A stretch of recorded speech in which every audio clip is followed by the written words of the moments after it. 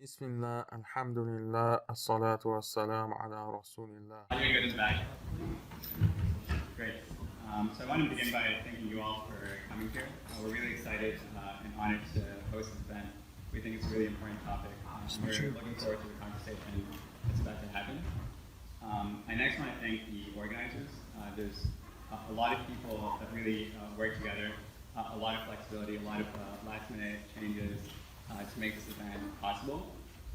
And we're really indebted to the organizers who have just done a really phenomenal job. Before we get into the talk, I want to lay out this is the structure of what tonight's going to be. We're going to begin with a brief talk by Daniel, followed by a talk by Noor, and then we're going to open it up to Q&A. So the goal is really that most of tonight is going to be a two-way dialogue. We want to have the opportunity for all of you to ask as many questions as you have, to engage with the speakers. But in light of that, we request that while they're speaking, to hold out your questions until the end. Does that seem fair? Yeah. Great. I want to begin now by introducing Daniel. Daniel was born in Texas. He then attended Harvard, where he majored in physics and minored in philosophy. He then did a master's in philosophy at Tufts. Part-time, he studied traditional Islamic sciences. He is the founder of the Muslim Skeptic. And more than that, I want to share a brief story just about my personal relationship with Daniel and why I'm personally so excited to have him here. I remember when I was in college, I think it was my third year of college when I was a junior, a friend of mine, a really close friend of mine, who normally doesn't really say much to me, he said, "Hey, you have to really check out this guy, Daniel Pikachu." And I thought, okay, that's great. Let me look into this. And I started reading his stuff. I started listening to his podcast, and it was really just a turning point in my life trajectory. I think Daniel is very rational. He has a really brilliant approach to discourse, to reason, to really breaking down and presenting arguments in an amazing way. And I think you all are going to, inshallah, benefit from that. Noor is our other speaker, and so she'll be speaking after Daniel. I'm going to do the introduction to them right now. 1 second. Noor Judah is an Arab-American Muslim revert who spent a decade identifying as an atheist. Her return to Islam several years ago was catalyzed a deep dive in self-reflection and a commitment to understanding how competing ideologies play out within the Western Muslim community. In 2015, Noor launched a blog and a podcast called Between the Arabs.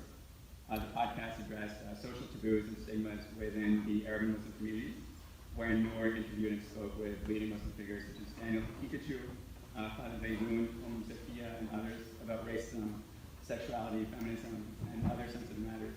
She recently chose to discontinue the project in order to reestablish and clarify her position on such issues. Noor is a graduate of Connecticut College, where she studied English and religious studies. She also holds an MS in English education as a Montessori school administrator. Her passion for the art of language, coupled with her knowledge and experience as an educator, inform her understanding of secular, social, political narratives and tactics, which distort the thinking of many Muslim millennials today. Noor has spoken on several podcasts, including the Madam Luke's, Becoming the Alpha Muslim, and 70% Halal. Her piece, Did Western Feminism Trigger My Failed Muslim Marriage, can be found on Muslim. So again, we're really excited about these two speakers. We think it's an amazing opportunity. And join me in welcoming these two speakers.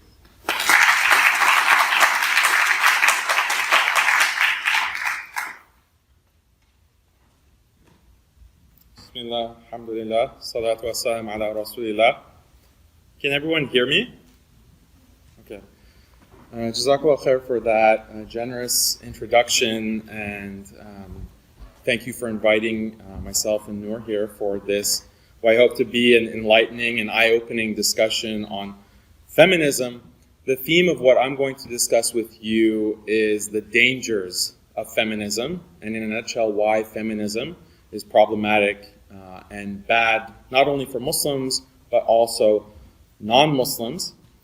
And I know that many of you have maybe heard online that I'm an evil misogynist, women hater, and all kinds of other very nasty things that people have been saying about me online, but I hope that what I can show you is a very reasonable, even-headed approach to feminism that's grounded in the Islamic paradigm, the Islamic worldview.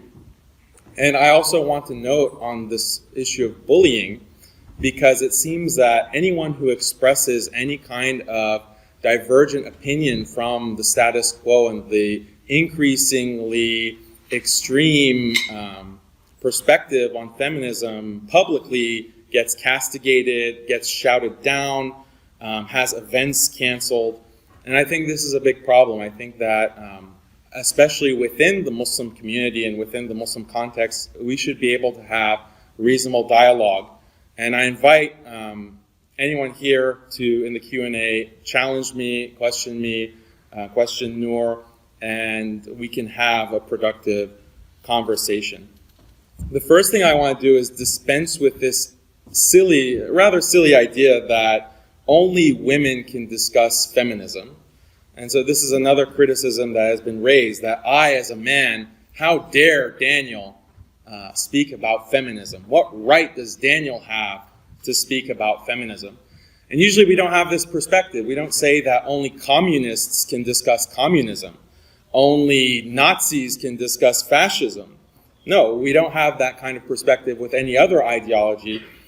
And furthermore, so much of feminism is directed toward implicating and criticizing men, and men individually and collectively. So isn't it just that men should be able to defend themselves and be able to say and respond to these critiques? Isn't it only fair? Even criminals are do a fair trial, and have a defense where they can defend themselves against accusations. So if men are truly the criminals and have been the instigators of so much patriarchy and oppression and subjugation of women, then shouldn't men have the chance to respond and to give counterclaims and to give a counter perspective? I think that is only fair.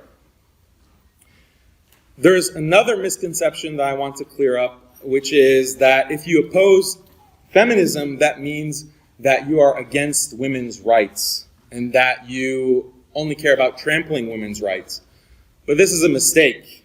I think that for sure, I come from a background where I considered myself a feminist at one point in time, back when I was in high school and even early in college. And I considered myself to be a proud Muslim feminist. And it was only after reading, researching, speaking with others who are familiar with the intellectual history of feminism and the sordid history of feminism that I began to see that, okay, actually feminism has these big problems. And not only is feminism not conducive to women's rights, it actively opposes women's rights. And so this is what I want to convince you of today in my talk. But I just want to make clear that I do not oppose women's rights in any shape or form. It's just a question of what women's rights entails. And I think what a lot of Muslim women especially feel, and even women around the world and in America, is that they have faced instances of oppression or abuse, domestically or otherwise, and they find within feminism a language to express their grievances. And so feminism seems like an opportune outlet in order to protest and object to abuse and bad practices.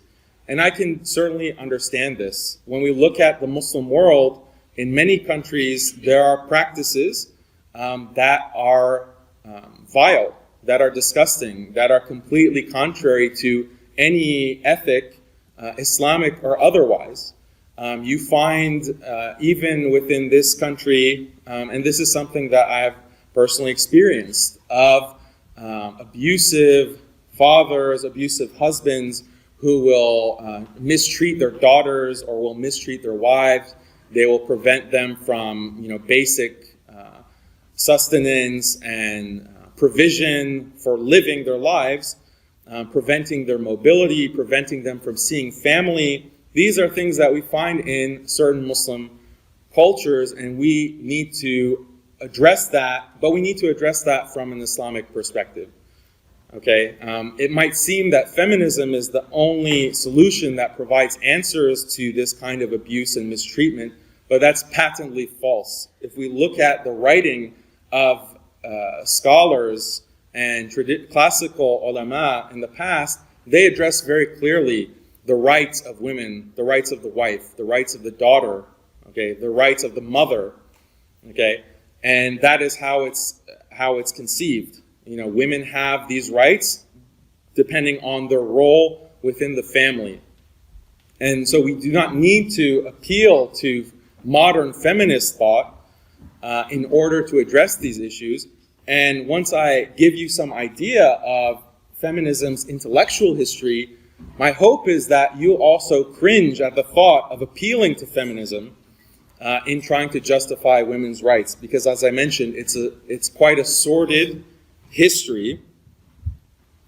And so the question that we can ask here is, does feminism support women's rights? And again, my contention is that feminism obstructs women's rights and men's rights and human rights in big ways as well as small ways.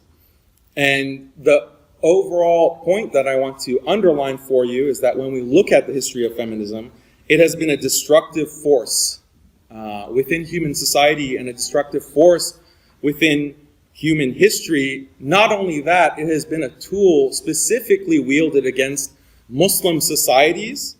In colonialism, it has been a tool wielded against Native Americans, Africans, Black Americans, Aboriginals in Australia, to further genocide and the stealing of land.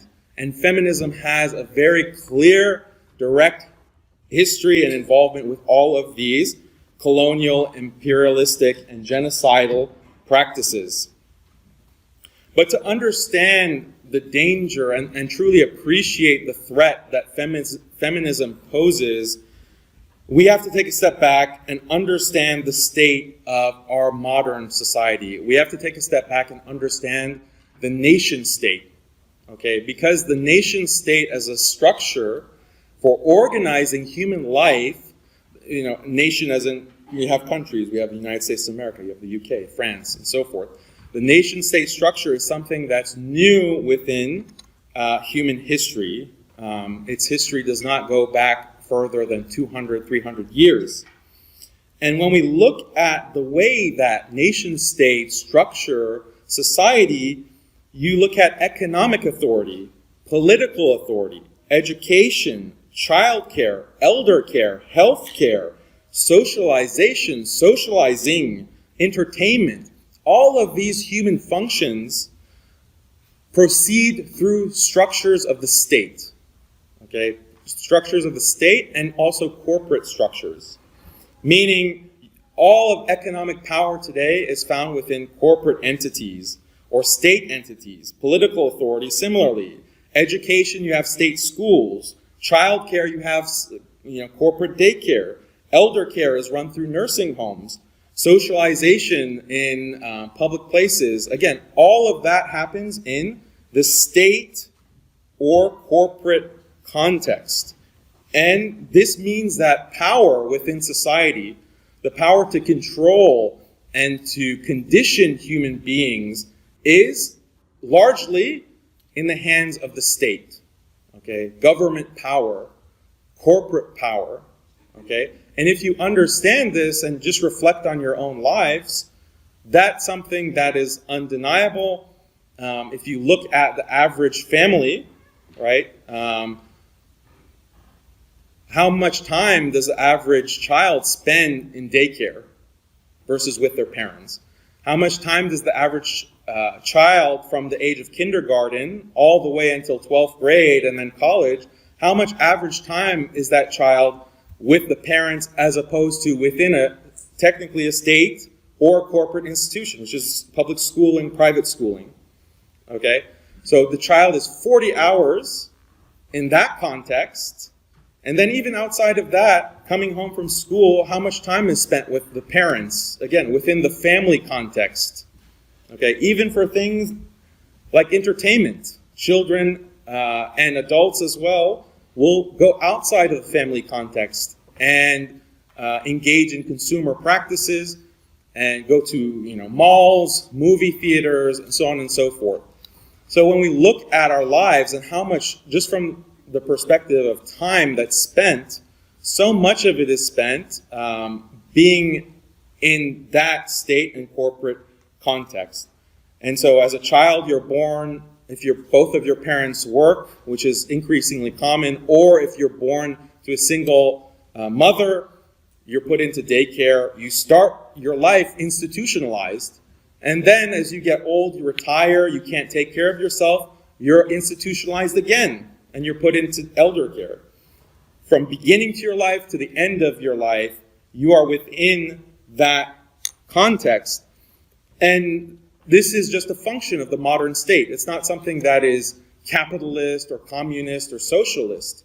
All modern nation states have these features, and there are some superficial differences in that basic point across different political, socioeconomic systems. But it's something that's just a characteristic and a basic feature of the modern nation state. But what is the Islamic vision for human society? And here we notice a big contrast when we look at the history. You can look at it from an academic, secular perspective, or you can look at it from an Islamic perspective. There's major differences. There's major differences in the way that society was structured prior to the modern nation state, and specifically within the context of Islamic society. And if we describe our current situation as state-centric, then in Muslim societies of the past, we can call that family-centric societies. And the contrast is that the central institution and the central organizing building block of society was the family. Okay? And what do we mean by family? Because today, in context of state-centric societies, family just means a husband, a wife, and children, the nuclear family. But especially, you can even recognize this today in Muslim countries, and maybe when we, go overseas and visit our extended family, we can still see this structure in practice. There is an extended, what we would call an extended family of husband, wife, paternal uncles, maternal uncles, grandparents, children, cousins, in-laws. That extended family maintains a tight connection. And that family, that extended family, again, is the central building block of society, such that all of those things that I mentioned before, economic authority, political authority, education, childcare, elder care, health care, socialization, socializing, entertainment, all of those happen in the context of the family, the extended family. And so when you look at Muslim societies, much of the education of children and the socialization of children, tarbiyah, happens in the family context. And there's this common expression that it takes a village to raise a child, right? This is literally the case. Within the family-centric society, your village is your extended family. It's a kinship system. And social structure is dependent on your ties of kinship. But in the state-centric society, where is the village that is supposed to raise children, right? There is no village. There is corporate entities and state institutions that co-opt the raising of children and the conditioning and socialization of children, and therefore the entirety of society. So this is something that we can look at the impact of and the difference between the effects of a state-centric versus a family-centric society. But we should also note the importance of gender roles within the family-centric society. And this is something that is mentioned in Islamic law, it's mentioned in the Quran, it's mentioned in Hadith very clearly, that men and women have defined roles. And Allah says in the Quran, الرجال قوامون على النساء. Right? Very popular, famous verse. And it means that that men are the protectors and providers, قوامون على النساء, of women. And so this is defining the role of men as protectors and providers primarily. Women have the primary role within the family-centric society of providing care and education for children, as well as being responsible for the domestic domain. And we can see this very clearly as an anthropological fact. This is something that was assumed by scholars Islamically when we look at the tradition, but it's something that is also apparent within anthropological investigation of history and human cultures. And the importance of gender roles is clear because Allah has created men and women differently. The male is not the same as the female. And different genders have different strengths and have different abilities and capabilities. And this creates a harmony and a balance. And I know that many of you might find this very jarring to hear. And it might seem very antiquated and backwards. But is that because the idea in and of itself is jarring? Because when I mention roles, okay, we tend to think of roles as being very concrete and determined, and that's not what I'm trying to propose to you. Rather, roles are aspirational, and roles, gender roles within Islamic discourse are based on this larger family-centric model where that logic of having roles between genders makes sense. Okay, based on, for example, the reproductive capabilities of women, their nature, and the physical strength and male characteristics found in men. And this is something that is hard to deny unless you appeal to a kind of postmodernist or extreme subjectivist view of human nature, which we can discuss later. But I want to give you an example now of what feminists will argue in light of what I've just said about traditional gender roles and the family-centric society. What feminists will say is that traditional societies relegate women to the domestic realm in order to keep them away from political and economic power. Political and economic power is found within the public domain, and therefore, by relegating women away from the public domain within the domestic domain, traditional societies have subjugated and oppressed and disenfranchised women, right? And this is the standard argument that's given. But think of it in terms of the logic of the family-centric society, where, as I mentioned, economic authority and economic power, political authority and political power, education, and all of those other aspects of human life are within the family context and within the domestic context, which includes women as much as men. And so this notion of women being excluded from power does not apply in the context of a family-centric society. It applies in the context of a state-centric society because all of that power, economic, political, and so forth, has been extracted and ripped away from families and given to state and corporate institutions, okay? Because it's power to be able to educate children. It's power to be able to conduct business and to control the economy through corporate power. Whereas in the past, there were no corporations. Okay, all the major economic activity was on the basis of tribes and kinship groups, family, what we call family businesses, right? Those were the only kinds of businesses. And if it's a family business, then women are included as much as men are.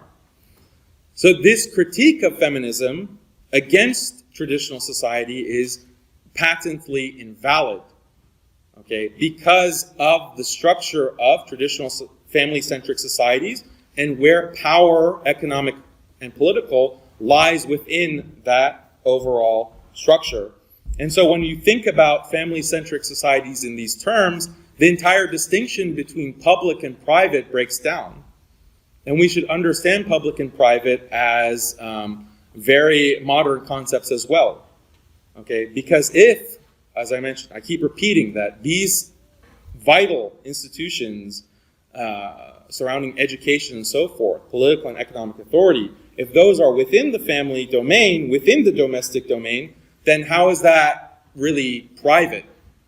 How is that really domestic? These labels that we can use are modern labels coming from, social studies and anthropology and modern categories that we're then projecting onto traditional societies, and those categories don't always fit.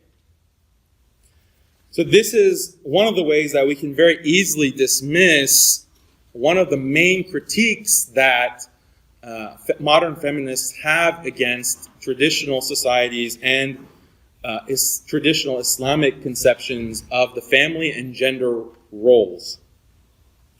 And what I'd like to propose to you is that feminism historically, even up to this day, is and has always been a tool to disrupt and undermine family-centric societies and traditional societies and forcibly mutilate them into state-centric ones. In other words, feminism has been an instrument and a tool and a weapon of corporate state institutions against human beings, against human society.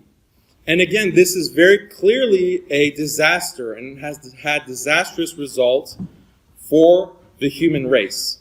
And on the macro scale, we can see how feminism has been used dialectically as a tool for colonialism, as a tool for industrialization and economic injustice that both Muslims and non-Muslims can recognize, and the overall corporatization of modern life. And on the personal level, we can also see attacks on the individual, downplaying the importance of marriage, encouraging divorce, encouraging termination of pregnancy, encouraging certain kinds of sexual behaviors that have been detached from the context of a family and having children and reproducing and developing large-scale families and extended families, which are a source of so much support, love, and flourishing for human beings. And this is something that we can, again, see in the nature of society today. The nuclear family continues to get smaller and smaller. The birth rates continue to get smaller and smaller. Corporate modern society has made having a large family a burden and actually a pain, where people are actually trying to avoid children and want to have nothing to do with their parents, will want nothing to do with their extended family. People move geographically across America or across the world for job opportunities, because there's this assumption that your sustenance and your livelihood in life comes from the corporate world and having a certain job. But as far as your family, well, that's, you can forego that. Who cares if you live in a completely different place and you don't have contact with your family, even your parents? Again, I'm speaking in terms of aspirations, and I understand that many people do not have the opportunity in this day and age within this room to be with their parents and to practice what I am describing as the traditional family structure. But what I want to do is inspire in you a model, okay? A model that you can recognize what we are missing out on. If you don't know what you're missing out on, then you have nothing to strive for, and you're not anchored within a tradition and an understanding of gender roles, and family that can then guide you to make decisions on how to live your life. Without anchoring, you are subject to the ebb and flow of culture and society, and you don't even recognize and realize that you are moving and that you're being moved against your own interests. And that's why being anchored in tradition and being anchored in clear, established religious principles and a model and a vision for society is so crucial, so critical, and so important. And some of the other statistics that I think are important to mention, look at the rate of, or the amount of depression that we find in society. Depression rates haven't been higher. Happiness levels, happiness index hasn't been lower. As I had mentioned before, over 50% of children born today are born to single mothers and grow up with single-parent households. And all kinds of studies have been done, scientific studies, to show that children born into single-parent households have higher dropout rates from school, have higher rates of drug use, have higher rates of criminality and ending up in prison. So this tells us something. I mean, I think the message is very clear, and we can understand it from our perspective. And if we look at human history and we look at what Islam and Islamic law encourages and inculcates, is the family, the extended family, and the importance of maintaining ties of kinship. Isn't this what we read over and over again when it comes to Islamic ethics? Okay, to respect and honor one's parents, to be good to one's extended family, to serve our extended family. And again, I'm using the word extended because that's the word that we use in our context today. But this is, again, a modern word. Really, it's just the family. You should consider all your ties of kinship as part of your family, and they have rights upon you, and you have rights upon them. There's also spiritual effects of living in this very individualistic, isolationist culture, and again, where all of your relationships are mediated through the state, right? Even when you use your phone to find friends, there are so many social apps, okay? Hopefully you're not using dating apps, but that's something that's also non-Muslims are using, and some Muslims to find their relationships through the medium of a corporate entity. So what effect does that have? What impact does that have on the quality of human life? And I think what we see is that so many people are dissatisfied and depressed and see very little meaning in life that's defined by corporations.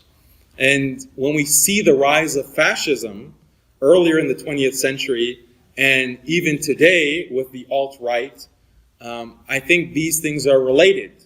If you look at some of what these neo-Nazi extremists or alt-right extremists will say, is their extreme dissatisfaction with the state of modern society. And this is very clear from an Islamic perspective why this is the case. So when the heart is not a vacuum, right? If you're not able to sustain your heart and yourself, your body, your mind in a safe and nourishing context of family, then you have to fill it with something else. And so many of these neo-Nazis, for example, and neo-fascists will feel that bond and that connection and that group satisfaction through joining a movement, right? A nationalistic, fascistic movement. Okay, so this is not a coincidence that as families break down and as society gets more and more individualistic, fascism rises and extreme nationalism becomes the order of the day. So now I want to give you some more deliberate points of critique of feminism. And I'm going to start with some just conceptual critiques, and then I'll move on to historical critiques. So as far as conceptual critiques, and this is an argument that I sometimes make, but I'll have to explain it for you to understand.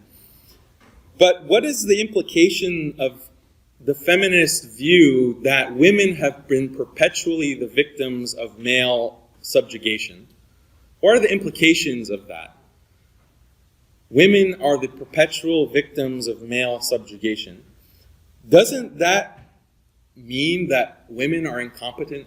Isn't the implication that women are somehow deficient and are not able to match wits with men, that throughout history they can perpetually be the victims of this patriarchy?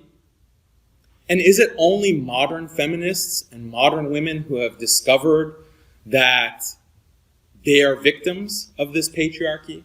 Does that mean all of women in the past were just ignorant? They were just being duped and they didn't realize it, and it required modern feminists to discover and exercise this brilliance to realize, patriarchy has been the source of all these problems.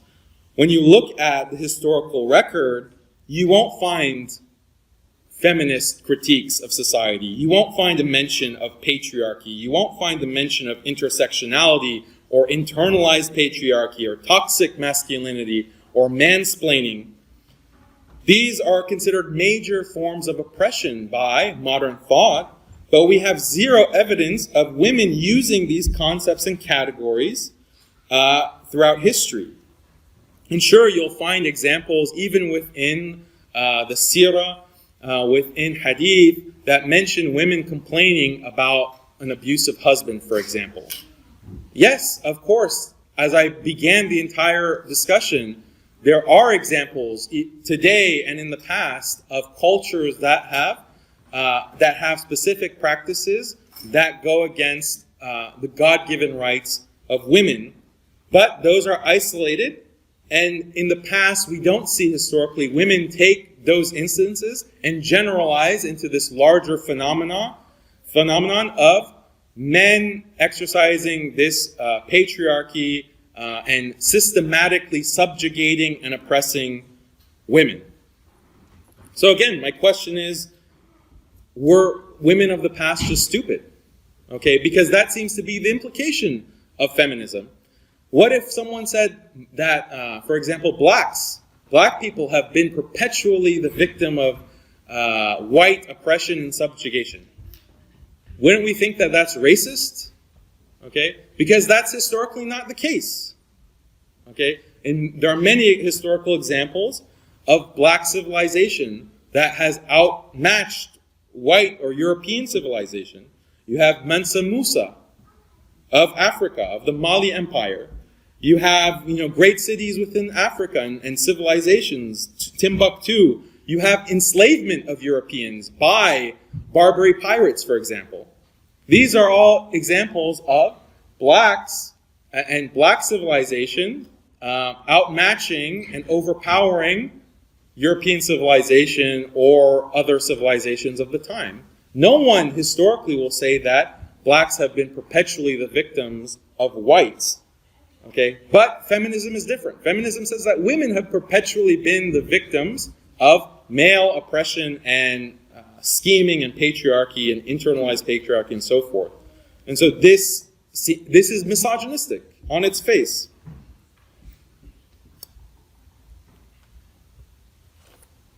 So that is one of the main conceptual problems I'll raise for you. Now let's get into the moral problems. And if you look at the history of feminism, it actually does not begin with the so-called first wave feminists, the suffragettes, who the way that they're portrayed in the history books are as women who are just fighting for the right to vote. Okay, that's how you learn about it in history. But the history of feminism does not start with the first wave. It starts with what I can call the zero wave of feminism. The zero wave of feminists, the proto-feminists, were men, European men, who were imperialists and colonizers. And you have people like Bentham, Jeremy Bentham, Montesquieu, Condorcet, and many others. And what you'll see them do is write about how the European woman is so much better off than the savage woman, the woman within savage societies, Muslim societies, Native American societies, Aboriginal societies, African societies, and they would use this as a justification for colonization, for invading, for genocide, for stealing of land. And this was the feminism that began with colonial and imperialistic thought. And again, this is very clear in the history. If you want to read something that speaks about this, I recommend Louise Newman, White Women's Rights, which is a book in which she describes this history of the proto-feminists and how feminism was used in the 19th and even 18th century to justify all kinds of atrocities committed against native races and Muslims. And even Lord Cromer, the famous British diplomat within the 19th century also, will use the model of European women are given so many rights, European women are treated so well, they don't have to suffer through polygamy, for example, they don't have to suffer through not being educated. These kinds of caricatures were used by the early feminists to justify the occupation and colonialization of the Muslim world in Egypt, North Africa, the subcontinent, Turkey, and elsewhere. So that's the zero wave of feminism. But that line of thinking went and bleeded in and influenced the first wave, okay? And this is when the first wave of feminism is taught the way that is portrayed in public schools and even colleges as something as very benign and praiseworthy, that look at these women struggling for the right to vote. But if you actually look at the writing and the thought of some of these very notable feminist figures, it's shocking stuff. It's shocking stuff. And so I want to read you some quotes from them, and you can decide for yourself. One of the most famous, Elizabeth Cady Stanton, says, "What will we and our daughters suffer if these degraded black men are allowed to have the rights that would make them even worse than our Saxon fathers?"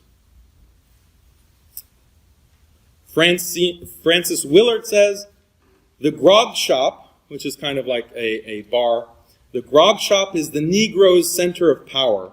Better whiskey and more of it is the great rallying cry of great dark-faced mobs.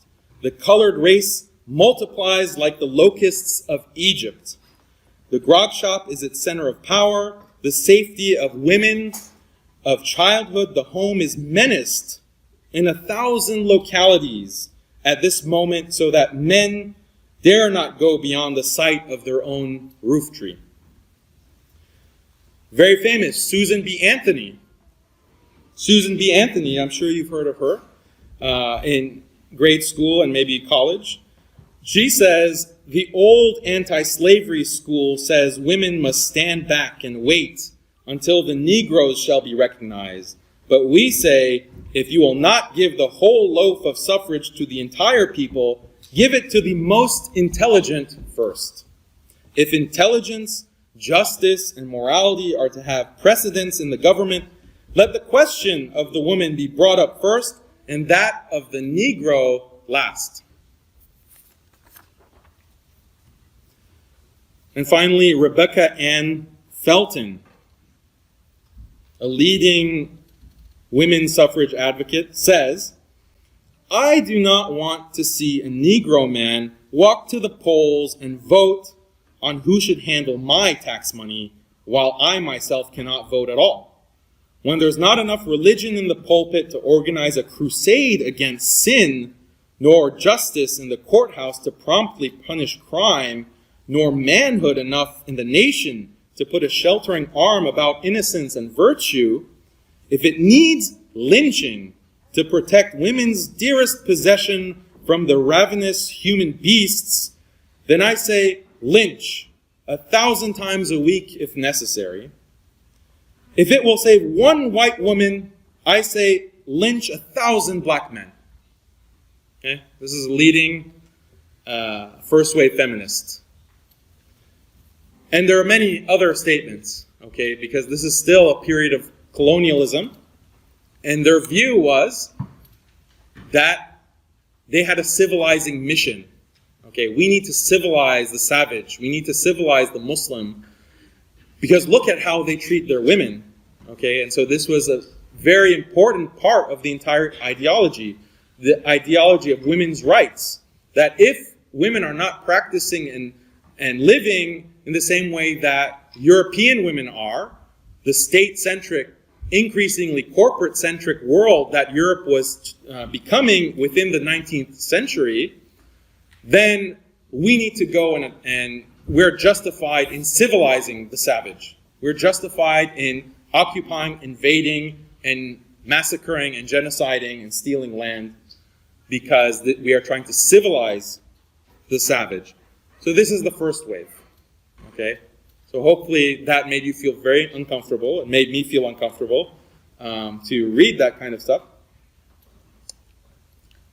After World War I and increasingly after World War II, we go to second wave feminism.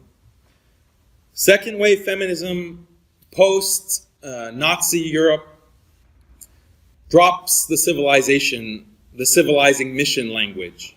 Okay? It's no longer about civilizing the savages. Now the language is about developing the third world. Development. We need to spread human rights.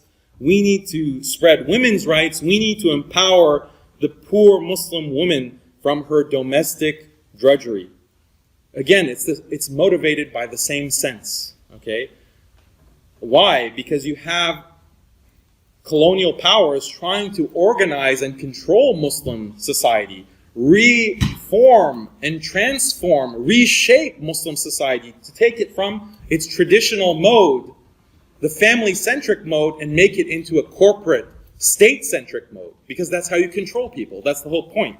That's the whole goal of the colonial project, and feminism, again, played a very central role, as I claimed at the beginning, in transforming and mutilating the traditional family-centric society into a corporate and state-centric society. And so now you have the language of development, the third world. No longer do you hear about civilizing the savages, but the underlying ideology and sentiments are there. And again, you don't have to take my word for it. You can read the work of Leila Abu Dughad, for example, Joseph Massad, in his very important book, Islam and Liberalism. And they talk about the transnational feminist movement up to this day, and as recently as the invasion of Afghanistan. And the rhetoric that was used to justify to the American people that Afghanistan needs to be invaded and occupied. The women in burqas who are not allowed to get an education and so on and so forth. So therefore we need to go save the Muslim woman. We need to go save the Afghan woman. That is how they were able to, within the Bush era, generate so much support for the invasion of Afghanistan as well as Iraq. And again, you can read this history very clearly and explicitly. So that's the second wave. The third wave is a complete mess.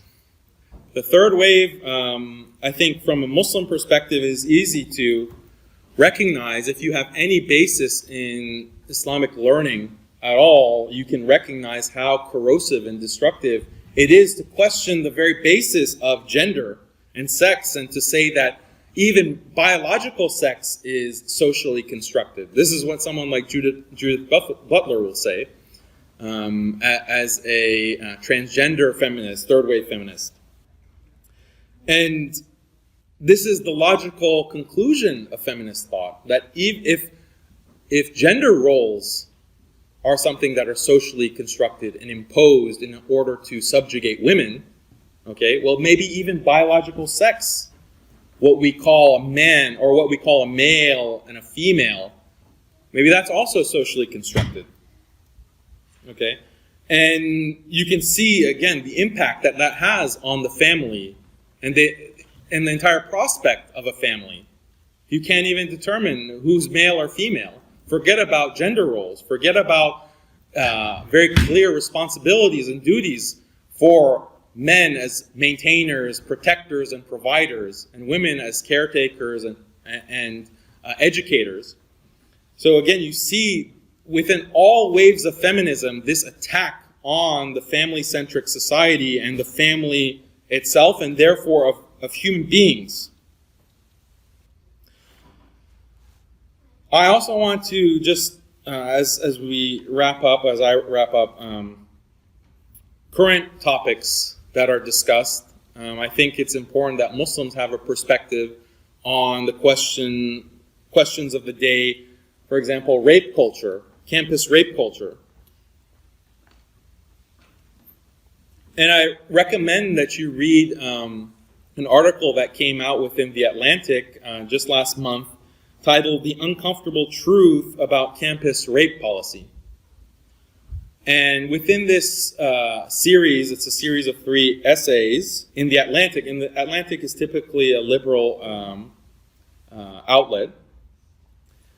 It argues that the culture that enables sexual misconduct is this kind of bacchanalian party culture where there are no clear guidelines for proper relations and interaction between the two sexes. Okay? And when you create an environment and infuse it with drugs and alcohol, then it's inevitable that you'll have a lot of messy situations, a lot of regret, a lot of remorse, and feelings of being violated, which are very real feelings. No one is denying it. But it's caused by the larger context and the larger environment that has been created, largely in part by a kind of a feminist liberal mentality. And so if we talk about rape culture, and this is what the article argues, as well as other articles that were written in response, you can't address this question of rape without addressing defined roles for the genders and how to interact.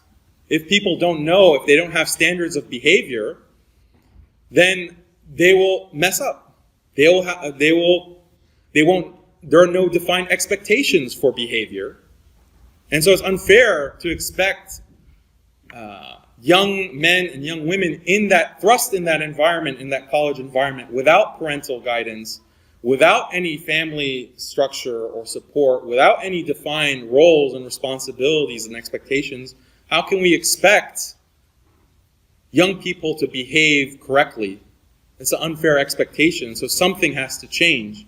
This is a crisis that even non-Muslims and even liberals have recognized. So what has contributed to this blurring of gender roles, blurring of propriety and proper behavior? If you constantly tell people that, express yourself sexually, and to be sexually healthy, you need to find avenues to express that sexuality, okay? That is such a generic advice and a generic value to impart and to impose and condition young people to adopt. Of course they're going to make mistakes. Of course they're going to fall into destructive behaviors. And from an Islamic view, this is something very obvious. It's very obvious if you tell people to indulge in their baser desires, to indulge in shahawat, that will pull the human being down, and that will cause self-destruction. Okay?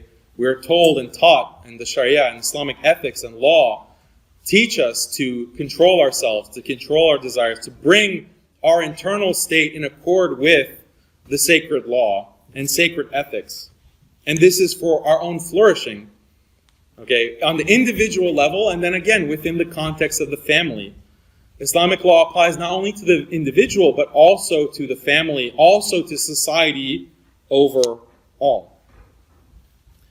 The other hot topic often discussed is the wage gap. Why is it that women only earn 78 cents or 77 cents for every dollar that a man earns? And this is something that has been debunked already. by feminists themselves. You have feminists like Christina Summers. You have women writers who have written on this, Karen Lips, Hannah Rosen. They say that, look, if you take the aggregate of men's wages and women's wages and compare them, then yes, you'll see that gap, you'll see that discrepancy. But you also have to factor in the hours that are worked. Men are working more hours on average. So that is one of the explanations for why we would see a wage gap. There are all kinds of other factors that explain why there is a wage gap. This myth that you have women and men in the same exact roles, in the same exact time commitment, women earning less than men, is completely false.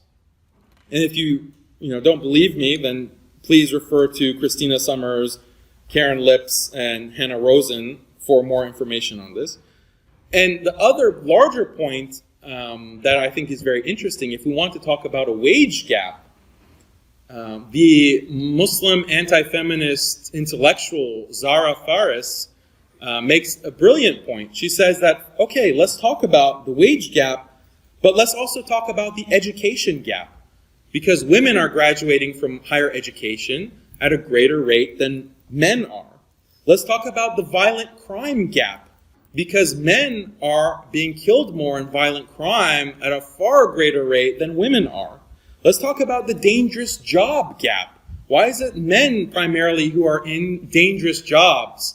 Why can't we talk about the death in the workplace gap? Okay, a big gap between how many men in the Western world die in the workplace as opposed to women.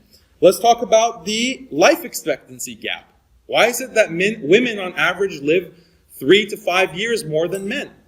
Okay, is that not also something that is due to social causes that we should address in order to bring about a more equitable society for both genders?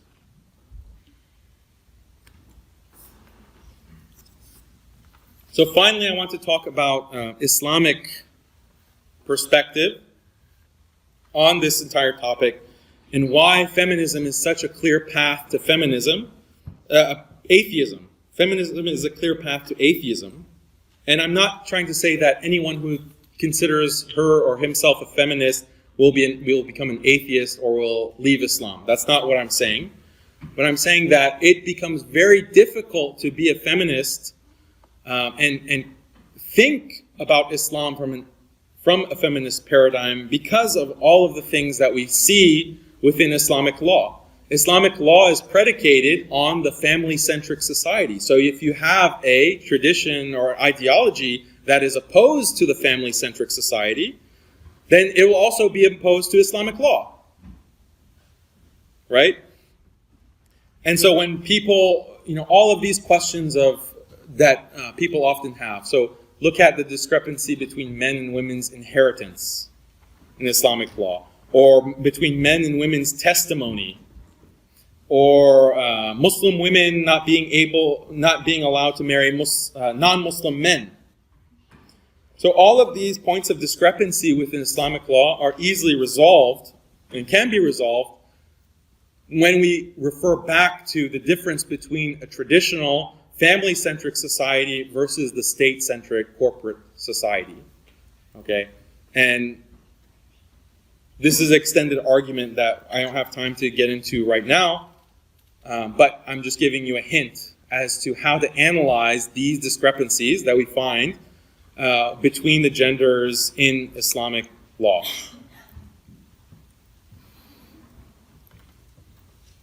And I want to end on a practical note.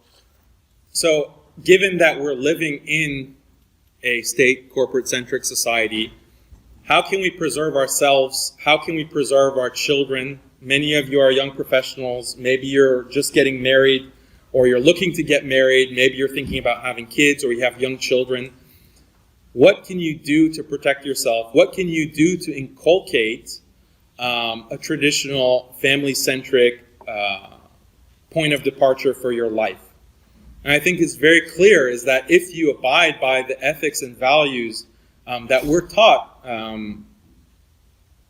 maybe more so my generation than newer generations, if we practice honoring and respecting parents and serving our parents, maintaining ties of kinship, maintaining connections, and not prioritizing work insofar as you can. I know this is not always an option. I know that this is not always practical for each individual circumstance, but I'm speaking in aspirational terms. What do we see as the ideal? Because if we don't have an ideal, then we can't strive and we can't improve ourselves and try to reach those aspirations and bring about a better society. I think that if we dedicate ourselves, for example, to, try to get married, right? Try to get married to someone that is good for you and try to have as many kids as possible, okay? Very practical advice. Have as many kids as possible such that you can raise them right. And if you can homeschool them, all the better. If you can prevent them from spending so much time within government institutions, okay, the less that they spend within those government institutions, the better. The more that you can influence them, the more that you can condition them and bring and raise them through tarbiyah to be decent human beings and strong believers and strong Muslims. And if we do this and we very deliberately do this, then we can, within 1 or 2 or 3 generations, create big change. I think I'm very hopeful that this can happen. It just requires us to have a change in mindset. Okay, a change in mindset and a change of how we view what we aspire to. And so I want to leave you with practical advice. Also, before I conclude, just want to say that if I said anything that offended you, I really apologize for that. That was not my intention. I know that the things that I'm saying are quite controversial, and I'm very open to hearing your feedback and your criticism. And if I'm wrong, may Allah forgive me, and please forgive me. And anything that I have said that's correct, then that is from Allah, and may Allah accept. Subhana rabbika rabbil izzati amma yasifun wa salamun ala al-mursaleen walhamdulillahi rabbil alameen.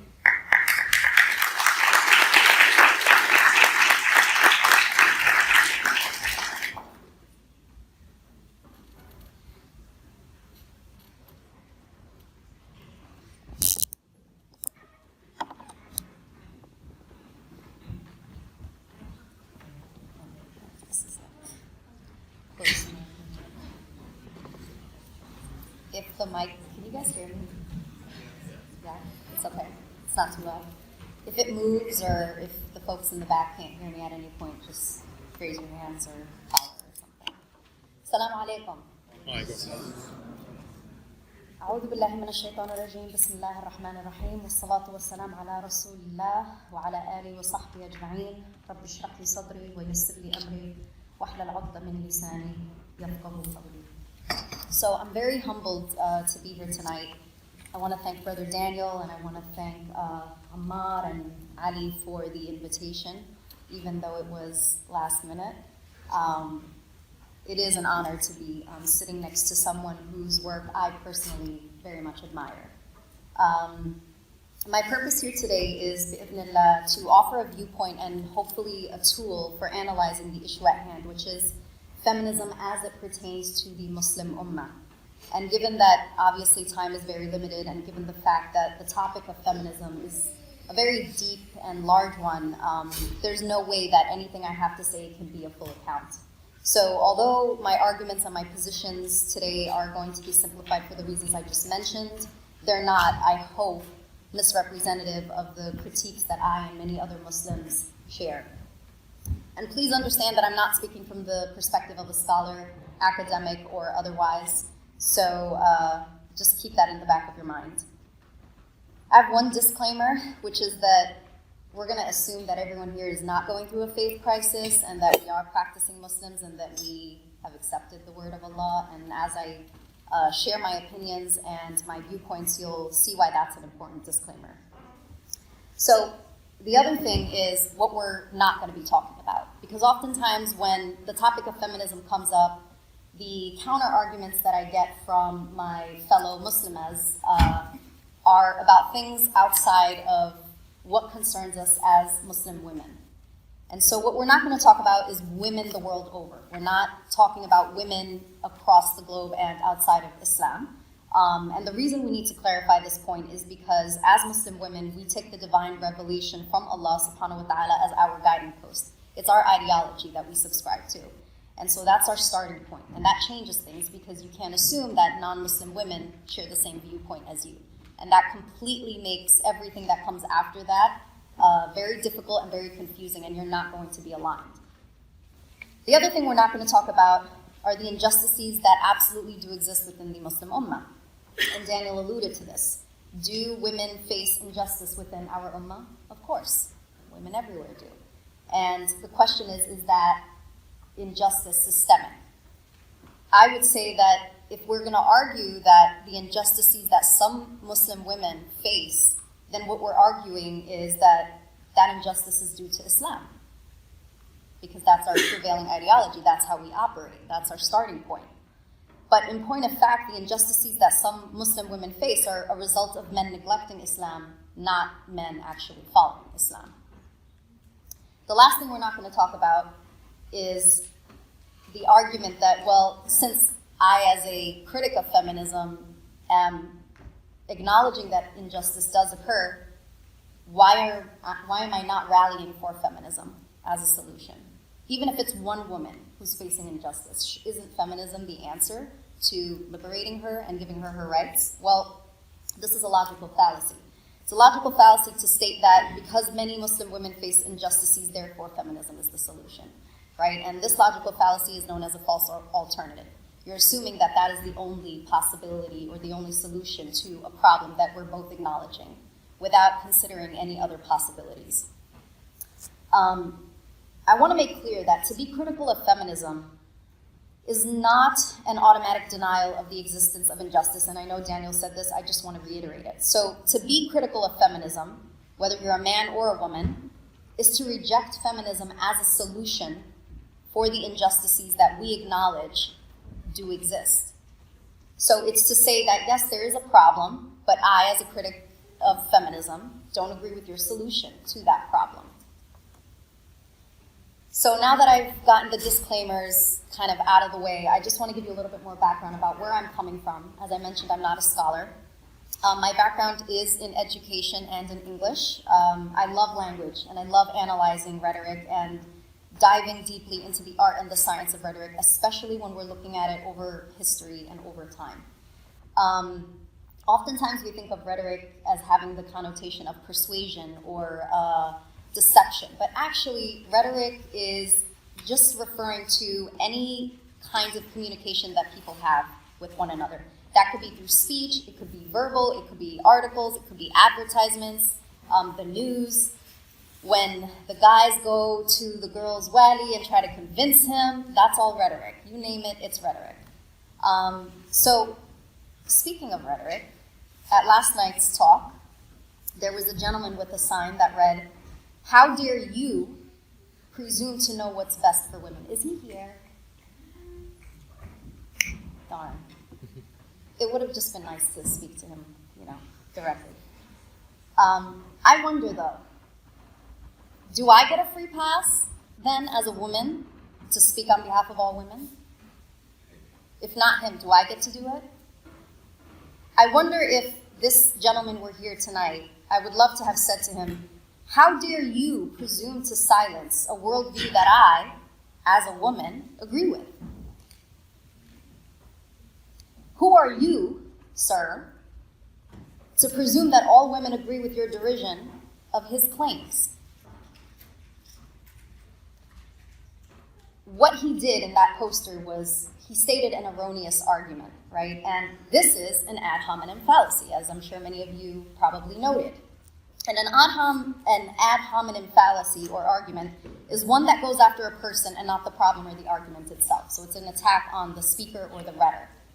And I'm going to spend much of my time this evening talking about the error in reasoning, not from a conceptual standpoint, which Daniel did, but from a rhetorical standpoint, because that's my training, that's my background. So as much as I tried not to, I couldn't help myself, and I decided at the last minute to include a brief hadith, because it's on my mind constantly. and it just craves rhetorical analysis at the same time. And the hadith excerpt is, Islam began as something strange, and it will revert to being strange as it began. So the term strange is interpreted in this context to mean referring to small numbers of adherents, right? And so the term adhere itself means to bond with tremendous force to something, to be unwavering in your commitment to stick to something. How many of us today can honestly say that we haven't doubted or questioned our deen or aspects of our deen at one point in time? I'm sure that we all have at some point. And with the number of juvenile millennials, and I'm a millennial, so don't be offended, that are cowering to the clutch of feminism today, it's easy to be reminded of this hadith. And make no mistake, feminism is in competition with Islam. Feminism can and it is making Islam strange again. An ideology is defined as a system of ideals and ideas, especially one that forms the basis of economic or political theory and policy. And as Daniel just spoke at length, we can understand that with this definition, feminism is also an ideology. Ideologies are human constructs. Islam, again, as practicing Muslims, we do not believe that Islam and the divine revelation of Allah subhanahu wa ta'ala is a human construct. We accept it as divine revelation. So anything that is a human construct is up for criticism and is therefore fallible. And it only takes the test of time for that to occur. And I would argue that any ideology which lays claim to eradicating any sort of social justice is in some way or form trying to offer an alternative to Islamic doctrine. So I'll say that again. Any ideology which claims to eradicate social injustice is in some way or form attempting to offer an alternative to Islamic doctrine. It's saying, I'm a solution to this problem. If we accept Allah as our creator, Muhammad as our prophet, and Islam as our deen, we submit to Islam wholly, and we do not accept the idea that another ideology can enhance, refine, improve upon, or replace Islam. We accept that what Allah subhanahu wa ta'ala has revealed to us in the Quran is perfect and timeless. We accept that our prophet, peace be upon him, was a living example of human perfection. We accept, we submit, without doubt and without compromise.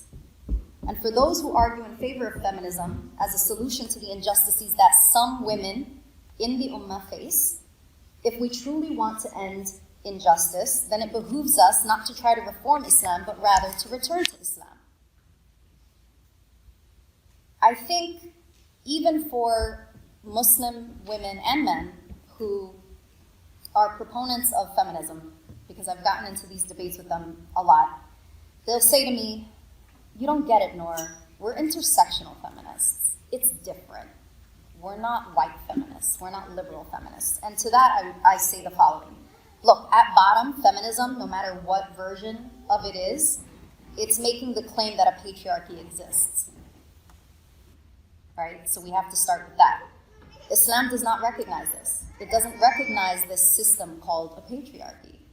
And instead, Islam teaches us about equity among the sexes, and Daniel spoke about this at length.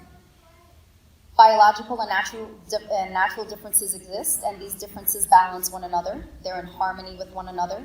And if and when injustices against Muslim women do occur at the hands of Muslim men, it is not due to a system of oppression led by the latter.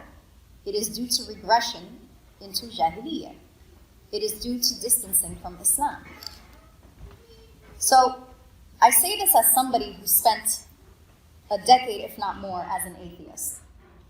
I'm an Arab American. I was born into a Muslim family. My parents were, culturally Muslim, prayed on and off, Ramadan on and off. But when I went off to undergrad, I immersed myself in Western academics, Western philosophy, sociology, history, anthropology, gender and women's studies, religious studies, literature, the humanities, the gamut. And it took little to no time to convert me from a cultural Muslim to a staunch atheist. And during that decade, I was very vocal about the non-existence of a higher power. Don't ask me how my family reacted. It wasn't pretty. But atheism gave me an intellectual satisfaction because it made sense to me until it stopped making sense. And it wasn't until I began subjecting atheism to the same scrutiny that I had subjected Islam to that I finally started to see a little bit more clearly. So going back to analyzing feminism from a rhetorical stance, there's something called the rhetorical situation. And scholars then and now who study language and the art of communication talk about this at length. The rhetorical situation is basically the context of any rhetorical act. So if you are watching a film, if you're having a conversation, if you're listening to a talk, there are certain things that no matter what kind of form of rhetoric it is, you can count on those things being available. And those are the rhetor, the communicator, the speaker, the issue at hand, the medium. Is it a film? Is it a speech? Is it an advertisement? And then there's you guys, the audience. And from my work with feminists, what I have found constantly when I'm looking at the rhetorical situation of a conversation with them is that they're attempting to carve out a space within identity politics because that's the palatable political move today. So the left has given Muslim feminists license and oftentimes funding to pursue that endeavor, to pursue this idea of intersectional feminism and Islamic feminism. They're very heavily supported by the left. And what Muslim feminists or Muslims in the Ummah who may not identify as feminists but who subscribe to those ideologies stand to gain is public approval from what is clearly a very aggressive and tone-policing left. And at the same time, they're trying to maintain ties within the Muslim community. So what I truly believe is happening among many of my fellow Muslim women, insofar as my limited experience as one individual goes, is they're trying on the one hand to not break away from their Muslim community. That would be catastrophic for a lot of them. But at the same time, as Western-bred Muslims, they're attempting to reconcile their identities as women in the West. And so there's a lot at stake for them. That's why they hate him and what he has to say. There's a lot at stake. And we all have something at stake, right? If you look at the rhetorical situation, you have to ask yourself, what is at stake for this rhetor, for this communicator? What do they stand to lose or gain? And so when Daniel touched on the way in which rhetoric has shifted over the three waves of feminism, first wave feminism being, the language of civilizing the savage, second wave feminism being about development, today, I think, we could make the argument that we're in an era of surrogacy, where we no longer accept that some white imperialist is going to speak on our behalf. Instead, the folks who are going to perpetuate or instill Western values in our community are our own people. It's not going to come from someone who you would look at and say, why would you talk for me? No, she looks like me. She's got on hijab. She has a degree. She prays 5 times a day. She fasts. But she's also a feminist. So what does that mean? So we're battling each other now, right? So can men speak about women's issues? Mansplaining. Just Google that word. There's a really good article online. This feminist talks about why that word needs to go. And she's a white feminist, and it's brilliant. Just Google it. It's awesome. Well, when people ask that question, can men really speak to women's issues? I wonder, when the Quran was revealed to our prophet, peace be upon him, why was he permitted and given authority by God to speak on behalf of all of creation, including women? Is he not a man? Was he not a man, rather? Did not his words, which came from Allah, include all of creation?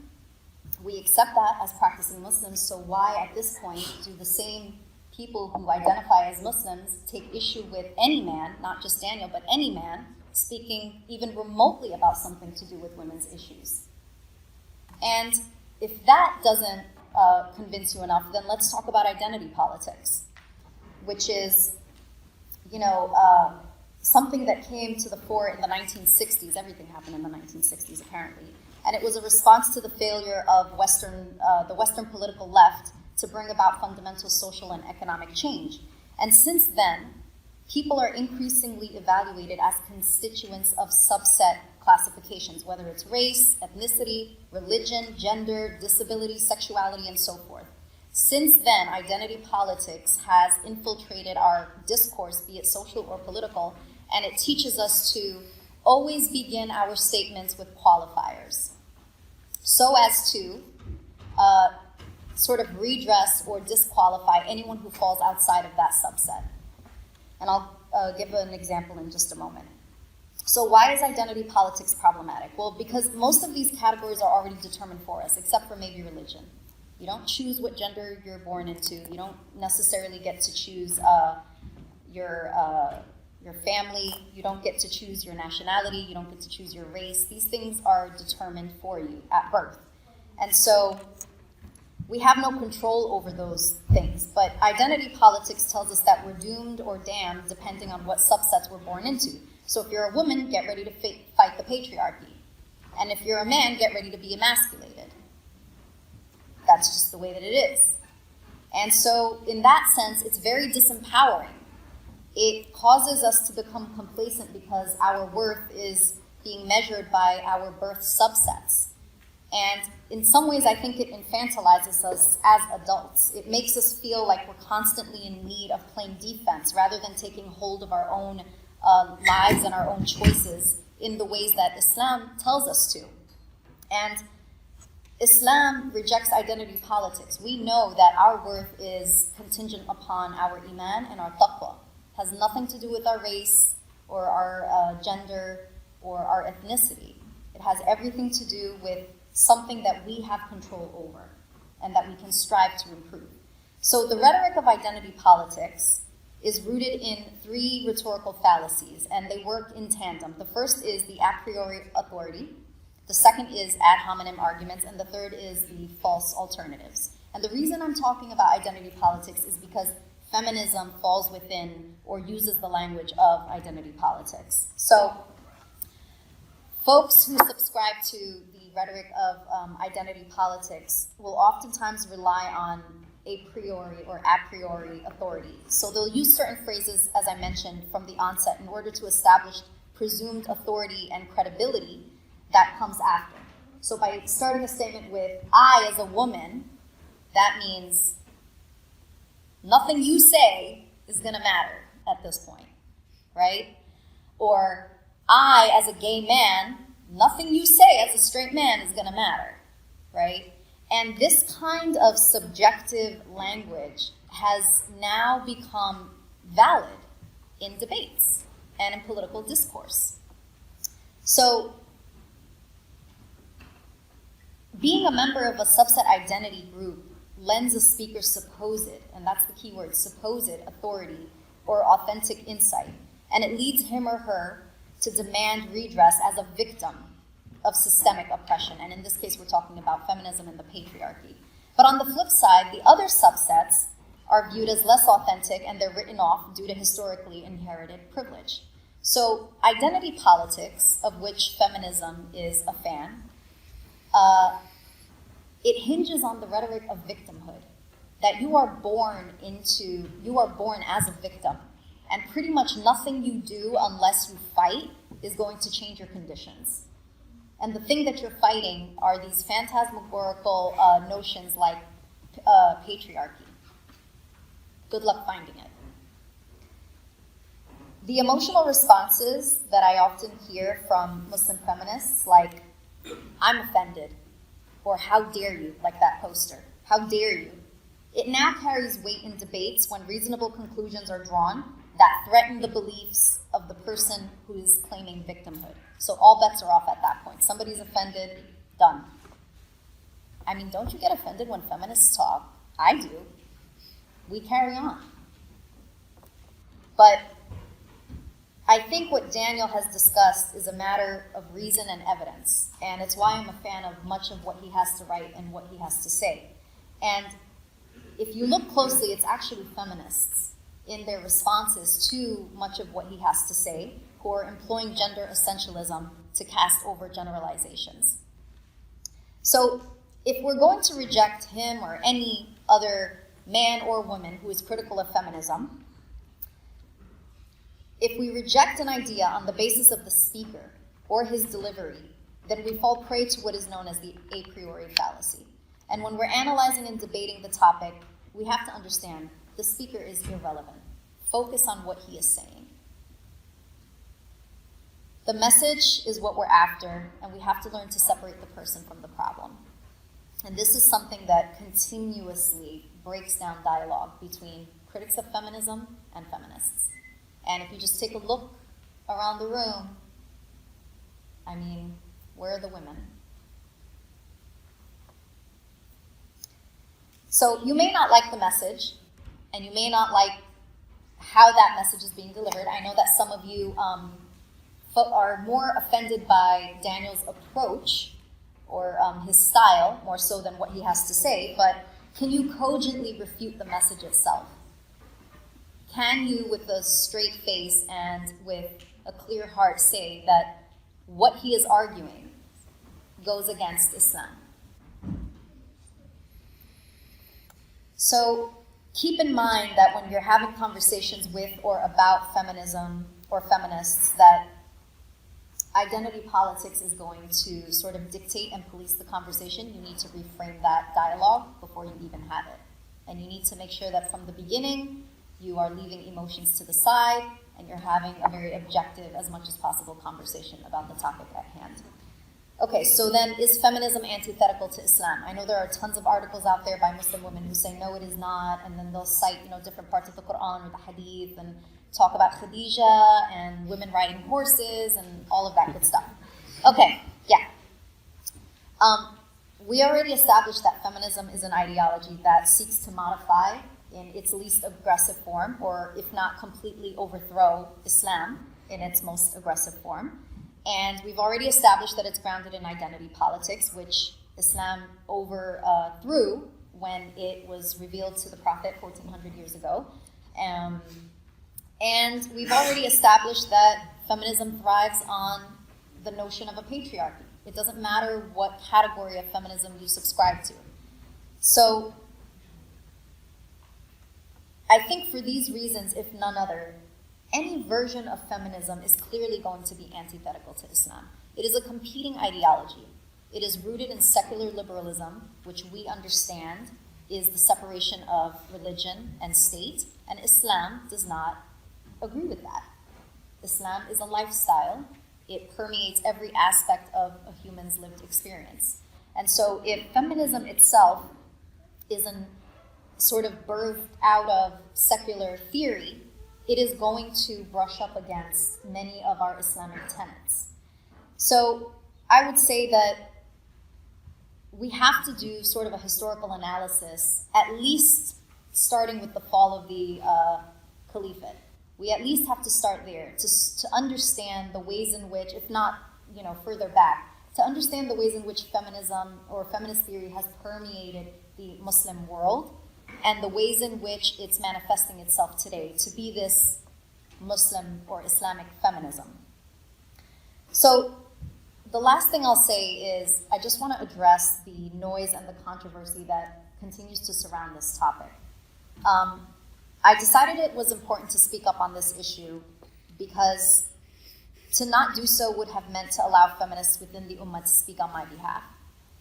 And it would have meant accepting the prevailing narrative among Muslim millennials that indeed there is a system within Islam that is out to get each and every female. If I were to remain silent, it would be to concur with feminists that Islam, the Quran, and the divine revelation of our Creator is actually faulty.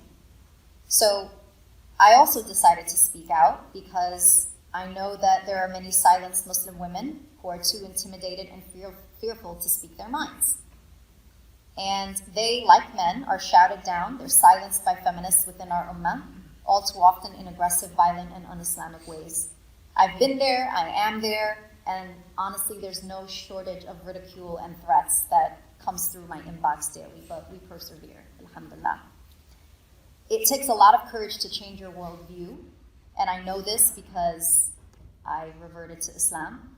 It takes a lot of energy, it takes a lot of sacrifice. You will lose people in your life, and it takes time. And if you genuinely are committed to seeking reason and truth, then analyze the evidence objectively and separate the person from the problem, debate the ideas and not the people. Jazakallahu khairan. Thank you so much for your time.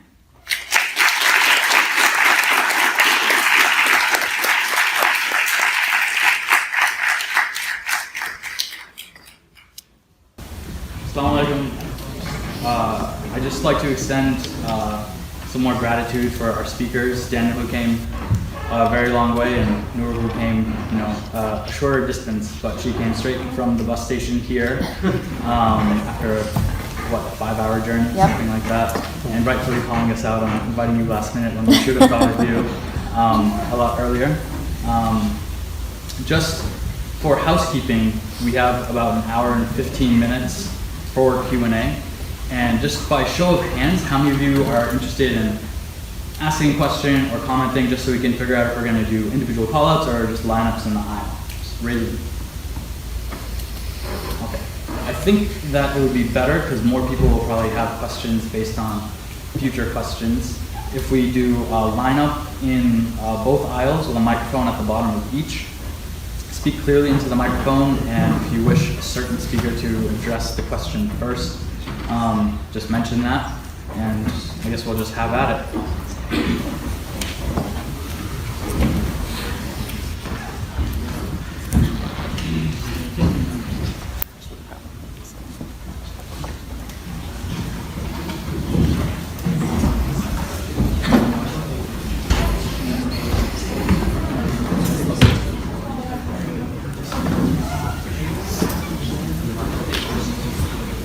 Come one, come all.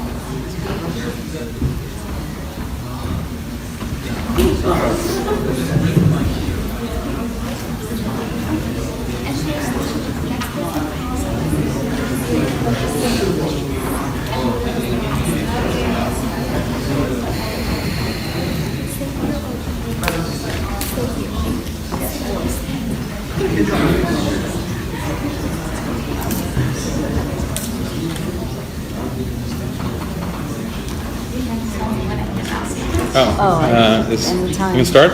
Yeah, please start. Okay, I'm sorry. I don't know if I missed this because I tried to understand the answer of my question from your talk, but probably I just missed it or you didn't mention.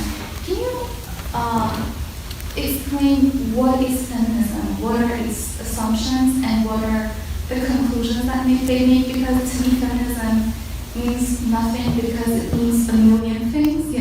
All people say I'm a feminist, but they have different perspectives. They're advocating for different things. What is feminism, and what is so problematic about it that you're saying it's kind of not in agreement with Islam? Was that for a specific person, or either of us, or both? You go first. I guess You go first. You, however you want. Okay, so If you can talk about the politicals. yeah, so feminism is. I tried to give a historical, intellectual history of feminist thought, beginning from what I call the zero wave to the first wave to the second wave to the third wave. A lot of feminist discussion or debating with feminists that I've had throughout the years falls into this kind of no true Scotsman fallacy, which if you studied logic, you know what that is, but to summarize, you can always say that, oh, well, that's not a true feminist view, or you can always say that, well, there's a diversity of opinion on feminism, and therefore no critique that you can make is valid because there's always going to be a particular feminist who disagrees or doesn't hold that view. So it's kind of a slippery target. The goalposts are constantly moving within the discussion. And that's why I tried to focus on major figures historically within the feminist movement people who no one would deny are leading figures of feminism. And when you see the kinds of things that they say, what I try to show is that they're problematic, not even from a Muslim perspective, just from a human perspective.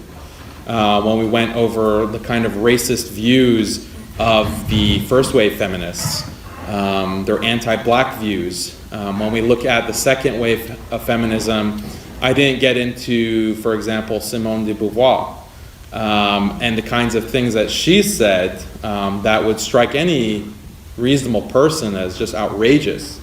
And some have claimed that she was even a Nazi sympathizer and supporter. And if you look at the details of her life, she wrote The Second Sex, which was, considered one within the canon of feminist thought and one of the most important works of second wave feminism. If you read her book and the kinds of things that she says, I think any reasonable person would find it quite shocking, not to say even a Muslim, a Muslim even more so. And third wave feminism has recognized all of this ugly history, and that's why there's this critique within third wave feminists of, well, we reject the white feminist because they want to distance themselves from this very disgusting history of feminist thought. But that's the roots of your entire paradigm, of your entire philosophy, right? If your philosophy is based on the thought of colonizers, racists, imperialists, promoters of genocide, you have some serious soul searching to do. So there are many kinds of critiques, moral critiques, conceptual critiques. What I mentioned in my talk and some of what Noor mentioned is just scratching the surface. But yeah, that's why I would Does say. that answer your question, or? I want a more concrete answer. I want really more kind of bullet points. What are the assumptions and what are the conclusions that they make in their argument that you find so problematic? Okay, so for me, one of the primary sort of dilemmas with feminist theory is the idea that there is a systematic oppression of women at the hands of men. And I have yet to find, a body of literature that aligns with Islam that has proven this point. Right? There's a lot of secular literature out there that, talks about, as Daniel, discussed, the wage gap, or the idea that all the power is in the public sphere and not in the private sphere. That's fine, but that's not the world of Islam. And this is why I was saying we need to go back and understand what our ancestors experienced before the fall of the Ottoman Empire. Because the family domain held a lot of power, and that's where women were. So this notion that there is a system that works in every way, politically, socially, economically, to oppress women and to strip them of their rights, it doesn't hold true when we're looking at things from an Islamic perspective. Does that give you one concrete answer? Okay. I'm sorry, you will be next, but just if anyone doesn't want to stand in the aisles, then I'll write a number on the board. You can text that number, and I'll read them alternating with the people standing in the aisle. Yeah, if you don't want to actually ask your question out loud, you prefer to text it in, and Amar will read it, so you don't have to feel like you have to come to the front. Okay. Oh, it's off.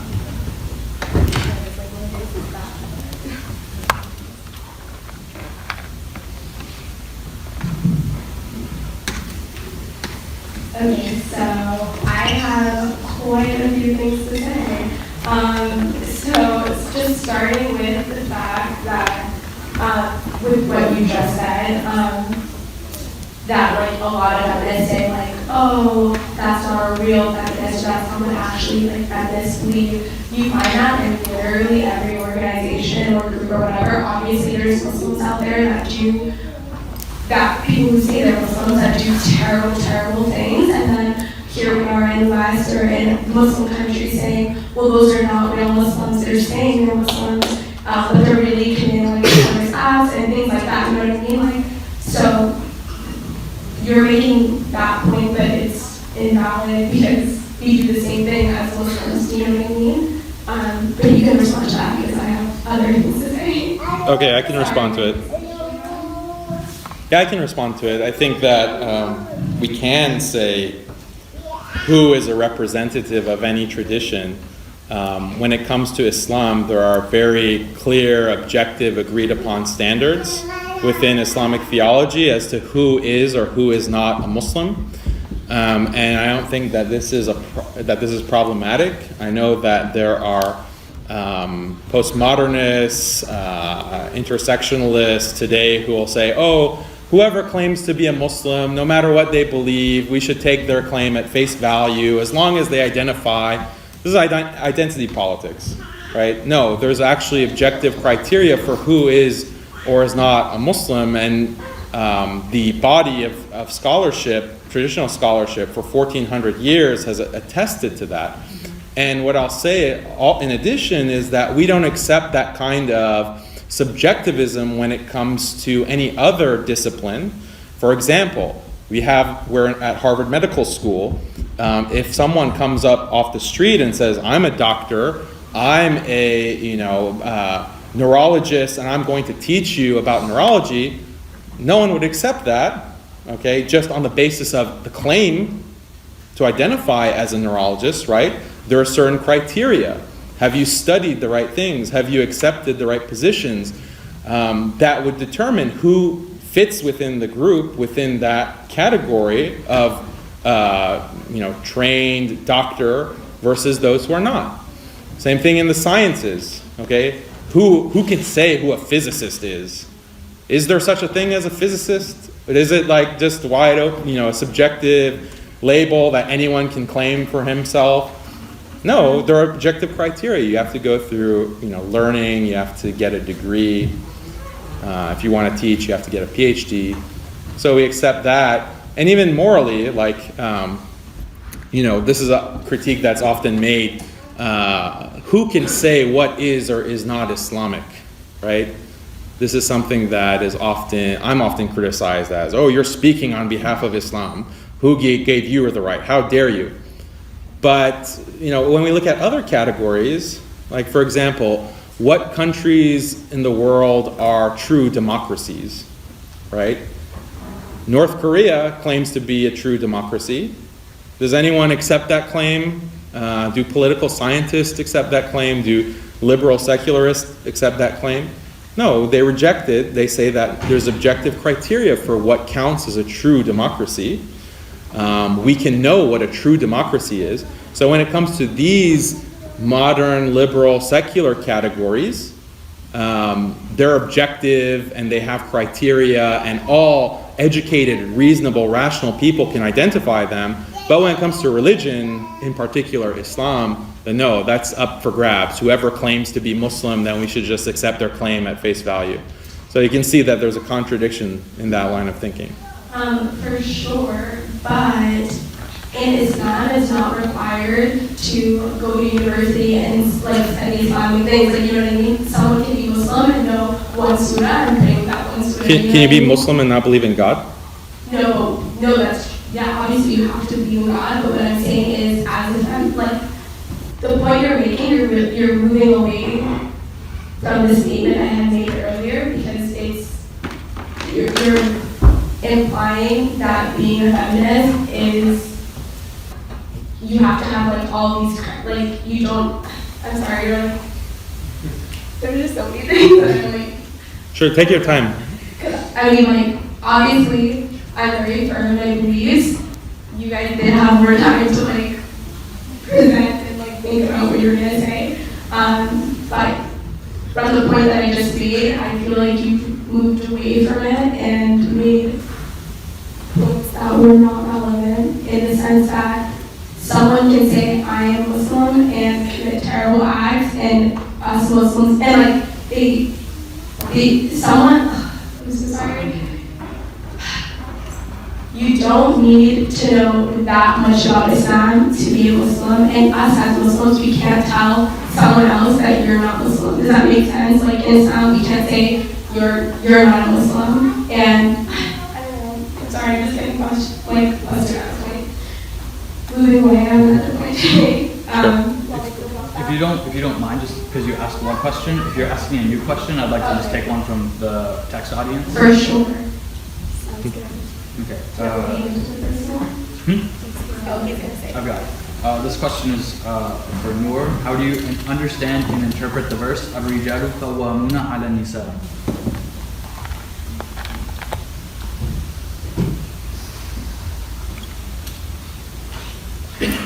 I mean, are you asking me to translate it? Or you what?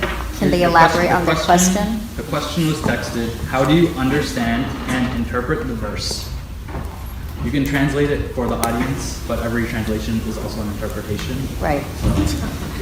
Okay, so whoever asked that question, can you just follow up with a text message and just clarify, like, what about that do you actually want me to respond to? Because that's a big question. So just follow up. I'm just asking, how do you personally understand the verse? Like, what So are you asking about the entirety of the verse or just the first part of it? Al-Rijal. Yeah, so I mentioned it at the beginning. Men are qawamun ala nisa. Qawamun meaning, my understanding of qawamun is that they're equitable, or that they have their own, trying to figure out how to explain it in English, that they're different from women in specific ways. That's my understanding of that term. So do you want me to explain why I think that, or why I agree with that? So my philosophy is that, and this comes from my belief in Islam, is that we're striving for equality when that's not what we should be striving for. We should be striving for equity. And the way that Daniel sort of described this in his talk is the difference between the egocentric society, which is the society that we live in, and the familial sort of centered society, where our choices and the way that we live our lives is not centered around us as individuals, but around a community, a society. That the doctrines of our deen are there because that is what's best to build an ummah. Okay, so I think in terms of that verse, we have to understand and we have to respect and we have to humble ourselves to the attributes of a man, the attributes of a woman, understand, as Daniel said, their strengths and their powers. As an educator, I dare any one of you to come into a classroom of 36 children and try to command them and then try to teach them. It's a hard job. And yet we treat education and the rearing of children as though it is mundane and trivial. And we've stripped that strength away from women, and what makes us so nurturing and our inclination towards emotion is precisely what's needed in building a family. It's precisely what's needed in building, ultimately, a society, because a society is just groups of families. Does that answer your question? Can I also, is it okay if I add on a couple of thoughts? I mean, you can read the tafsir, exegesis of that verse, and what qawama entails, qawamun, what that entails. It's generally translated as protector and provider. When I think about the role of men and my role as a father and a husband, so I have, I married my wife when I was pretty young. We have 3 young boys, ages 5, 3, and 2. And I view my role as a protector and a provider. So the example of this is that if we're all sleeping in the middle of the night and we hear glass break downstairs, okay, who's going to go down and check if there's a murderer who just entered my house? It's not going to be my wife. It's not going to be my kids, right? Is that fair? Is that equitable? The man is expected to make the ultimate sacrifice. It's women and children first. And the expectation that all men accept not only accept, but like proudly accept and feel the urge and the need and the desire to protect and provide as true men, right? Because you can be a male,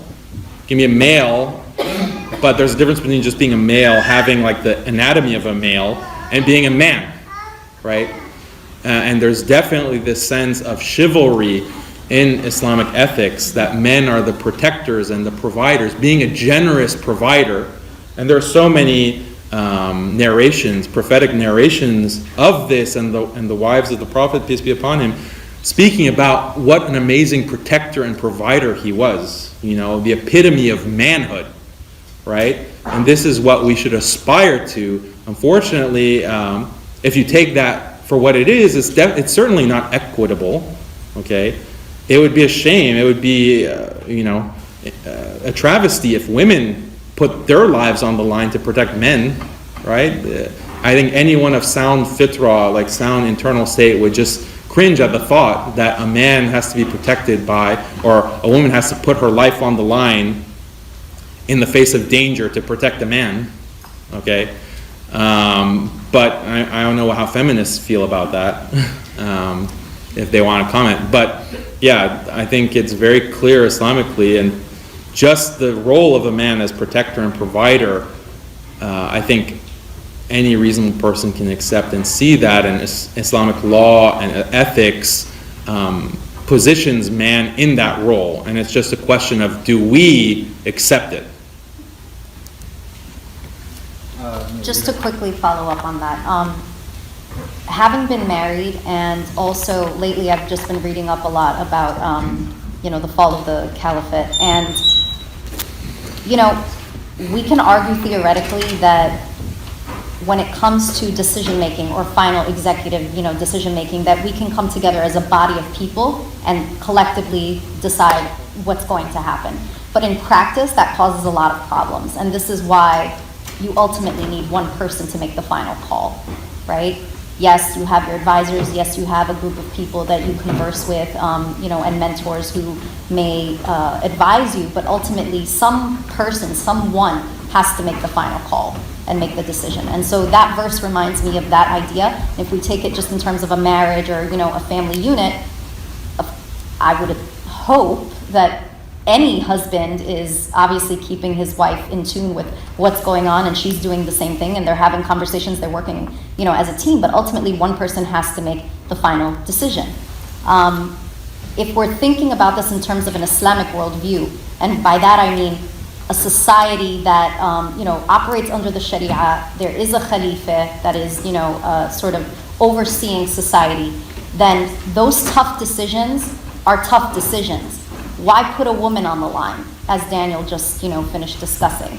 Why risk the lives of women or, children when it comes to these political spheres and political issues that are taking place? Because these are the big decisions that ultimately happen. Someone's got to go out there and risk their neck. I don't know how guys feel about that, but that's kind of the way that I also look at that verse. I'm sorry, just because there's more people behind you that were there behind you when you asked your previous question.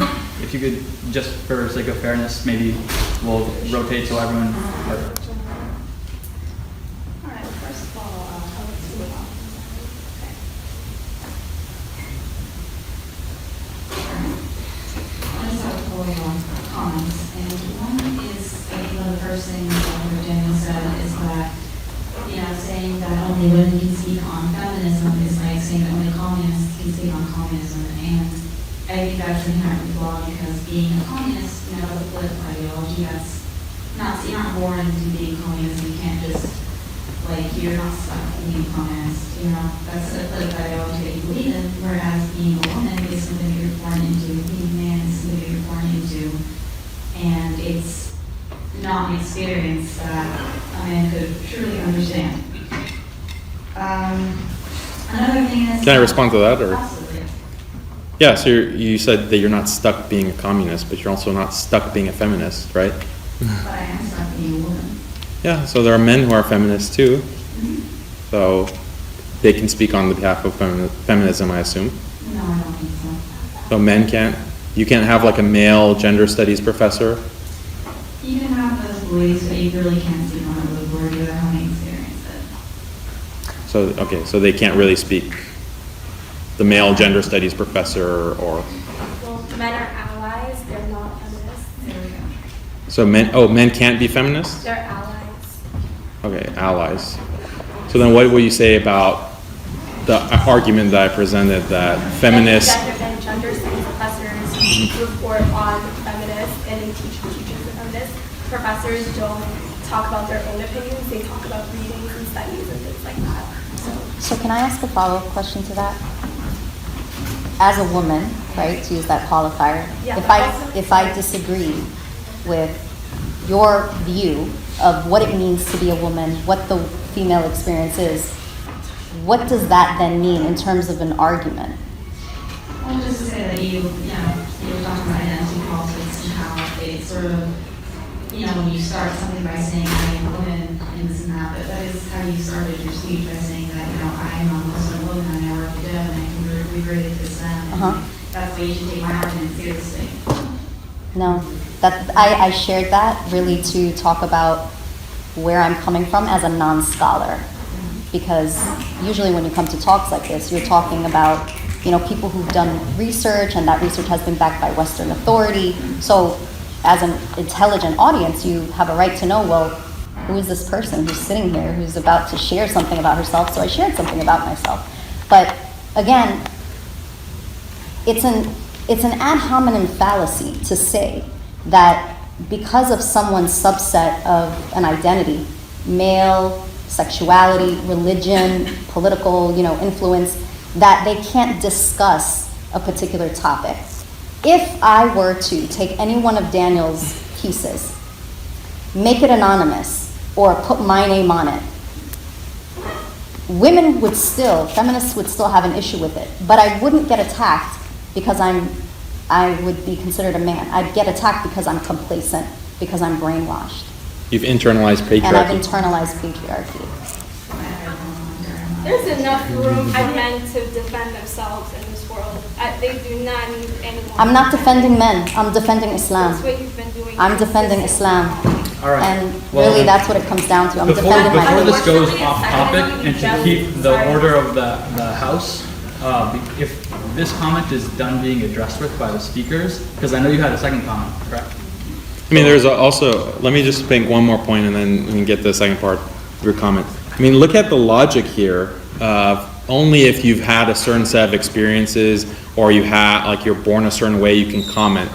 So if that's the case, if you're an American, then how dare you speak about women in the UK or in France, because you don't have their experiences. How dare you, you're in Boston, how dare you speak on behalf of women in New York or Chicago or LA? Completely different experiences, completely different culture. How dare, you can extend that logic to all kinds of depths. And what does that mean? That's a complete breakdown of all rationality and reasoned discourse, right? So take this idea to its logical conclusion, right? Don't just take the soundbite or the cliche that identity politics has been ramming into, in our throats over the past 5 years since social justice has taken this terrible turn. Take it to its logical conclusion. Like, how can you speak for women? Because, there's plenty of women across the world, all kinds of different cultures. You can only limit yourself to yourself, okay? Because even the woman next door is a different experience, different life, different culture, perhaps. So see how isolationist and individualistic that kind of logic leads to.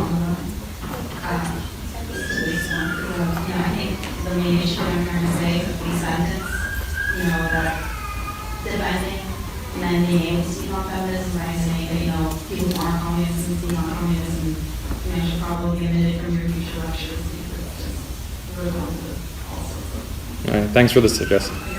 Also, you just said, when you were speaking to the question up there, you were like, having been married, and you just used the same exact sentence structure in that moment. You know what I mean? No, I don't know what you mean. Because you were earlier. Well, can you use the mic? Can't speak. We can't hear you. Oh, I'm sorry.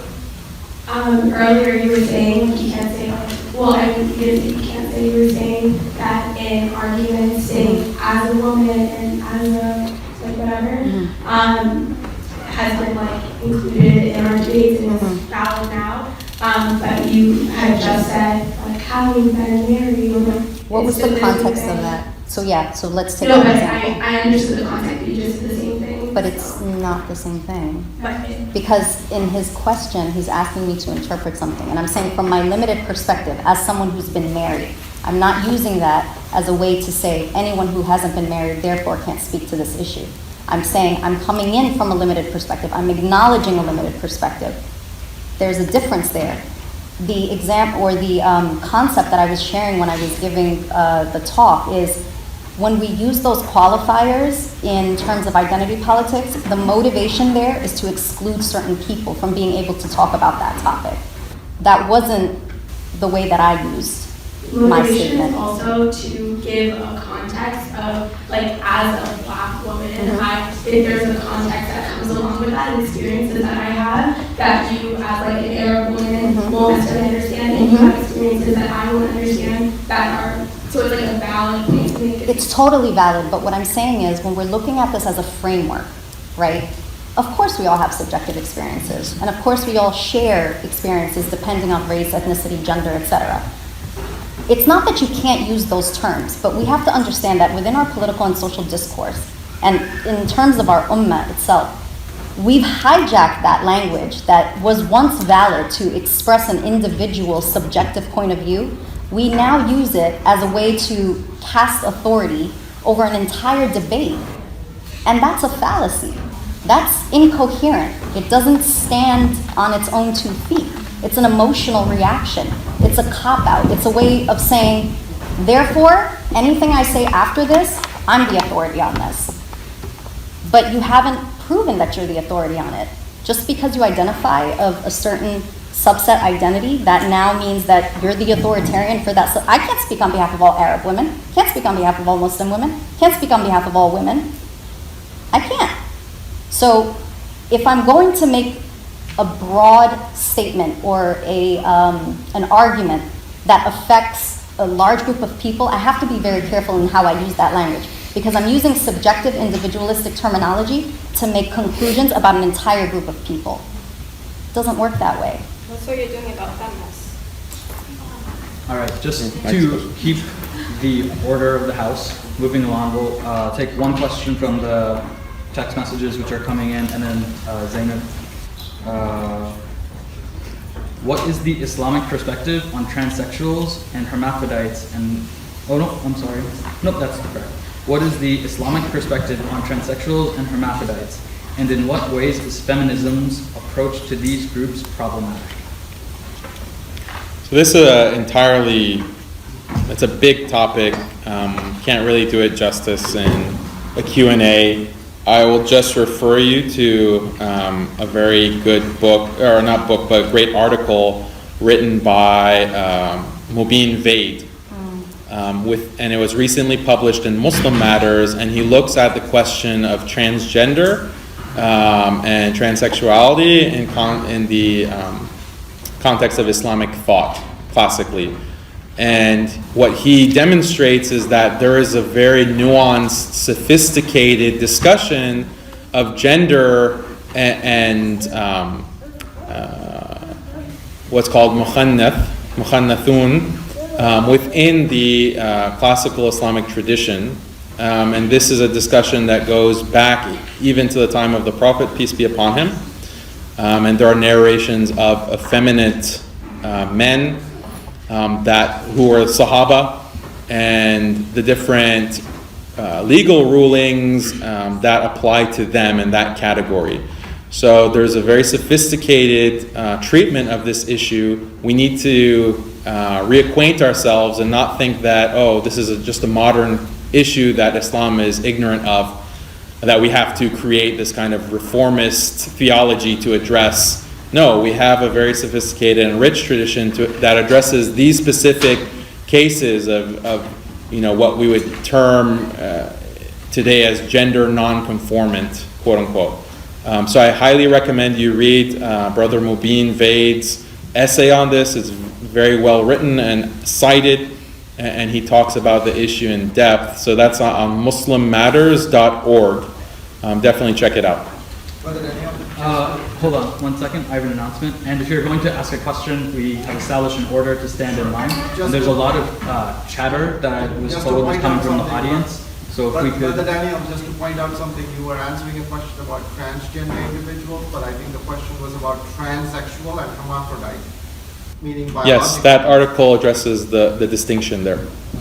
Because you have intersex, you have effeminacy, those are all issues that are addressed within that paper.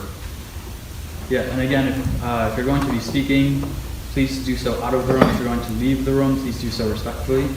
The next question is, unless Noor, do you have anything to add? Nope, I'm not a scholar of Islam. I can't answer that question. Sorry. Yeah, neither am I, but I prefer you to that article. Zainab? I see myself in the women standing in front of me, and I just wanted to affirm you and from your experiences. And I think, I think this, it can feel, when you learn about patriarchy and all of these frameworks, like you've been given a language for the world around you that you didn't have before, and there's a lot at stake in that. And so I just wanted to encourage you to stay open and stay questioning and critical, look for answers and ask Allah for guidance in that process, because it's a deep one, and it demands a lot.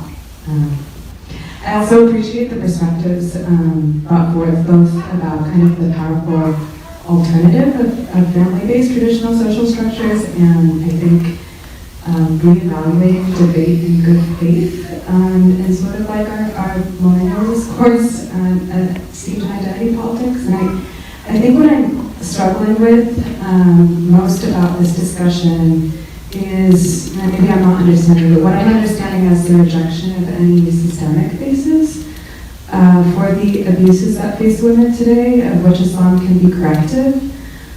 So if that system isn't patriarchy as a constant throughout human history, aren't the very historical events that you described, the emergence of modernity, liberalism, bases for a systemic subjugation of women? Or, on the other hand, the reactionary ways that Muslim societies have responded to colonialism in ways that are punitive for women and stray from our tradition, our religious tradition. And so is the rejection of patriarchy, so that's the first question, I guess. Is there no systemic basis, even if it's temporally and contextually bound? And then the second is, if the rejection of this sort of systemic basis is in step with rejecting identity politics, then is institutional racism a fallacy too? Do systems of oppression exist in your worldview, even, again, if they are temporally and contextually bound?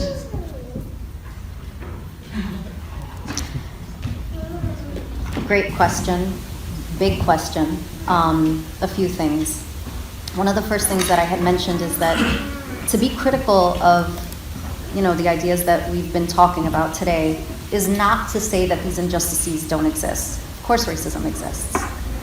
I don't think anyone here is saying that that doesn't exist, or that people of color and African Americans have been subjected to some of the worst crimes that humanity could ever commit. But when we're using the word systemic or systematic, we're talking about power that exists on every single level, every layer of society. It means the policies are, congruent with that system of oppression, whatever it may be, patriarchy in this example. And you ask the question, does that mean it has never existed contextually or, over time? Contextually, let's take, now, there are women suffering at the hands of men, be it, in one household, within a small extended family, or within an entire community. As you continue to go broader, you have to ask yourself the question, does that injustice perpetuate itself up until, at the governmental level, at the institutional level, in every facet of that society? And at some point, it breaks down. There are people who step in, oftentimes men, who say, this is wrong. What are you doing? This is ridiculous. And so that wouldn't occur if truly there is a system where all men are in agreement that women are weak, need to be, controlled, or whatever language you want to use. So I think the key word there is systemic or systematic. You will find, obviously, examples of one gender exerting power over another. And I think more and more today, if you look at Western society and, the way that our families are sort of set up, the inverse is starting to happen. There are a lot of examples of women who exert aggression towards men or, emasculate them in different ways. We could argue, from a feminist perspective that that's a backlash. Sure, if you want to make that argument, that's fine. But I think at the end of the day, when we're looking at history, up until maybe the postmodern world, power was physical strength, right? Now it's your brain, your ability, your intellect. And so it's the tables are sort of turning in that sense. That's all I have to offer to that question. Sure, I think that it would be wrong to say just because myself and Noor have rejected the idea of this universal patriarchal system of oppression, that what is entailed by that is we reject all the very possibility of a system of oppression. Right. And that's the point that I was trying to make, is that I can accept, or I think the feminist claim of universal patriarchy is unique. You don't find any other class of human beings that are thought to have been subjugated universally throughout time. So yes, there is a deep systematic oppression that is happening in this country to this day and has a long history of oppression against black people. Undoubtedly. It continues today, and that doesn't mean that black people have been oppressed universally by white people, and that's why I mentioned the Mali Empire, Timbuktu, the Barbary pirates who enslaved Europeans. That was my point with that example. I don't have to, but the feminist claim of patriarchy is very unique, okay? That inherently women are victims of male aggression and patriarchal structures. And I think what's interesting is analyzing that claim just on a theoretical, analytical basis. I think the implications of it are quite stark. It impugns male character and men as these barbarians who would institute this system to keep women down. So what does that say about male nature? And what does it say about female nature? That for centuries and millennia, they are constantly getting the wool pulled over their eyes, and they're constantly being violated and subjugated. And they don't even realize it because you don't see any historical record that's analogous to modern feminist thought, third wave feminist thought. No one's talking about mansplaining in the 2nd century or in the 5th century. So I think these raise important questions that any reasonable person can ask and reflect on.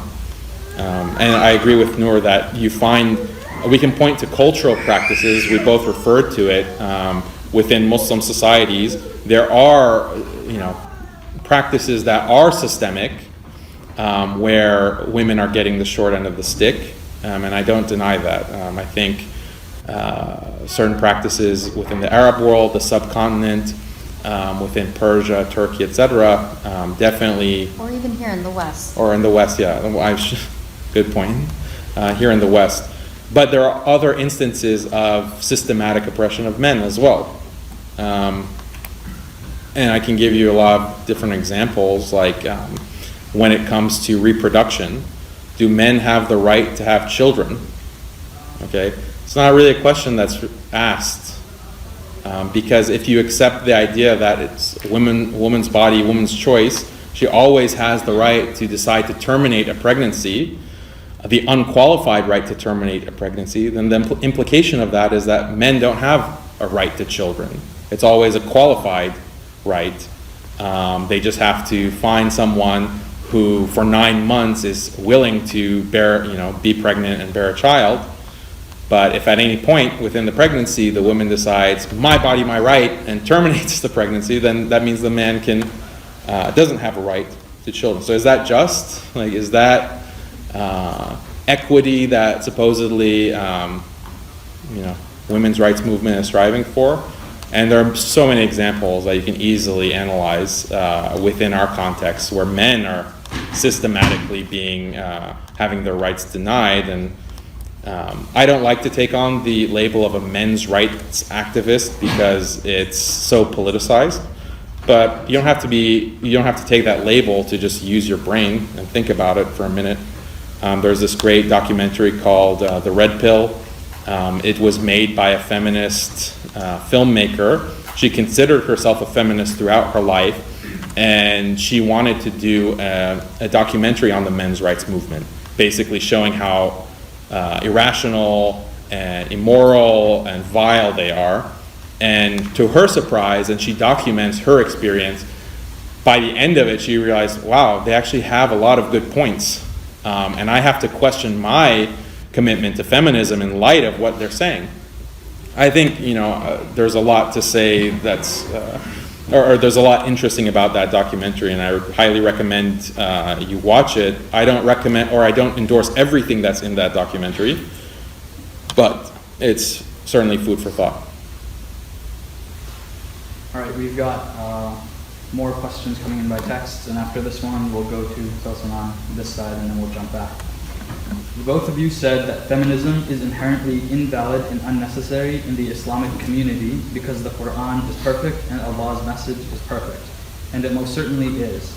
But Islam's blatant perfect contrasts deeply against our inherent flawed human nature. Which leads to my question. Again, Noor stated that some Muslim women who agree with feminism do so because they themselves have faced hardship at the hands of abusive men, and that those men cannot generalize the entire Muslim community. Those men who abuse women in the name of Islam are still doing so, but one can't agree with their identity and then not give a reasonable approach with how to deal with it. What should we do to combat this? Why is feminism so inherently evil if it gives women a feeling like their suffering is valid? Men won't follow Islam perfectly, and some women will suffer from it. What then? If the feminist movement stops some men from abusing their women and in turn bringing them closer to their deen, is that in itself counterproductive? Sorry for the long post. Was that a female? No?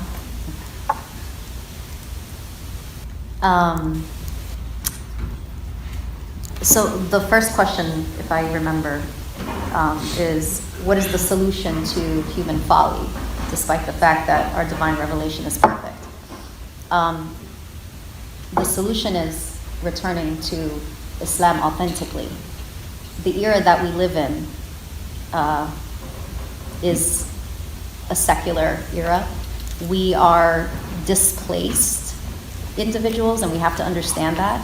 The way that we're living our lives, be it living back home or if we're living here in the West, there is no sort of structure that is political that is committed to Islam right now, right? And I hate to use the word over and over again, but there is no Khalifa. And so without a Khalifa, you cannot enforce those rights that women have within our deen. So the logical thing, at least as far as I understand it, is we need to advocate and we need to understand that if our deen is perfect and a Khalifa has existed, for 1,300 years, and we didn't have these issues around women's rights and the question of feminism, as Daniel, has pointed out over and over again, then what are we missing? And it's this legitimate, authoritative sort of political structure that defends and safeguards our rights. That was the first question, right? Yeah. Okay. Do you want to add anything?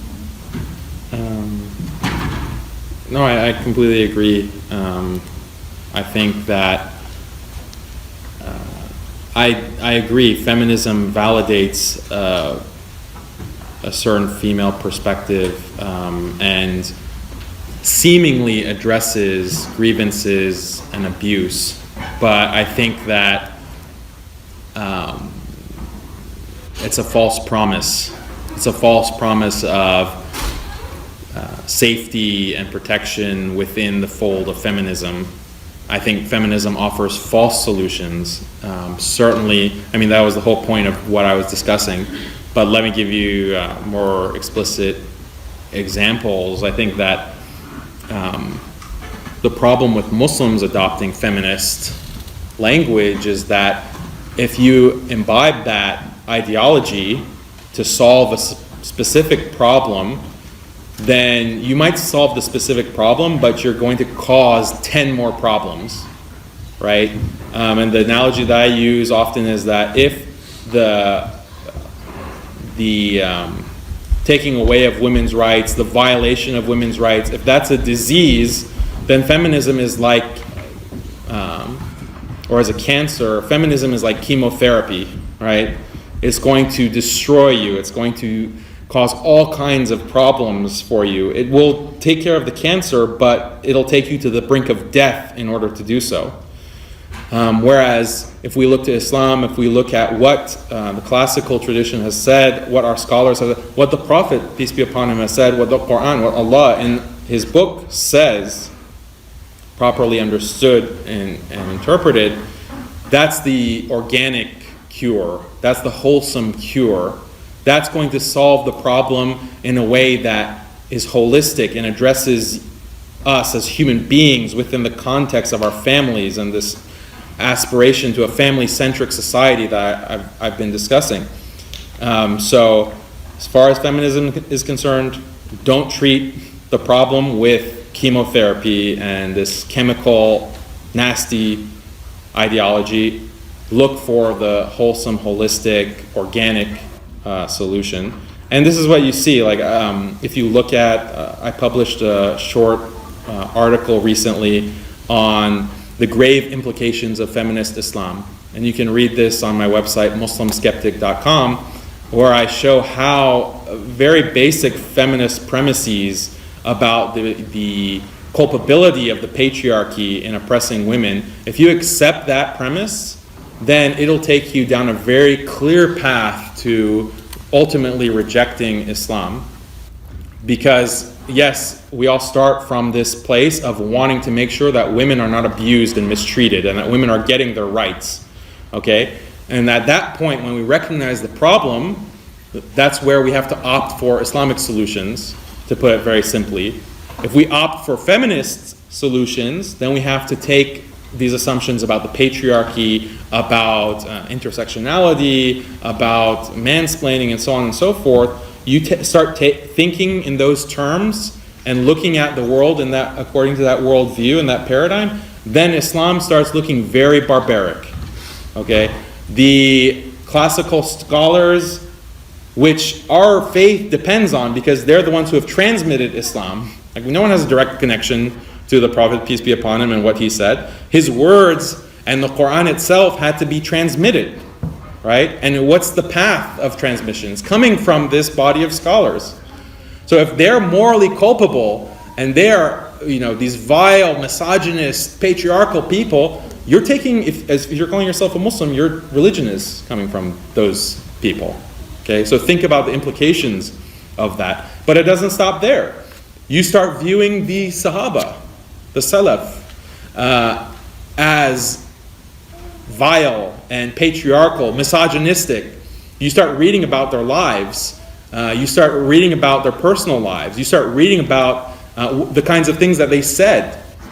And this shouldn't be surprising, but a lot of what they say doesn't conform to what 21st century gender studies professors are teaching at Harvard and MIT and elsewhere. It shouldn't be a surprise. Why would it conform? So then you end up rejecting the Sahaba. than the Prophet, what the Prophet, peace be upon him, sallallahu alaihi wasallam, has said.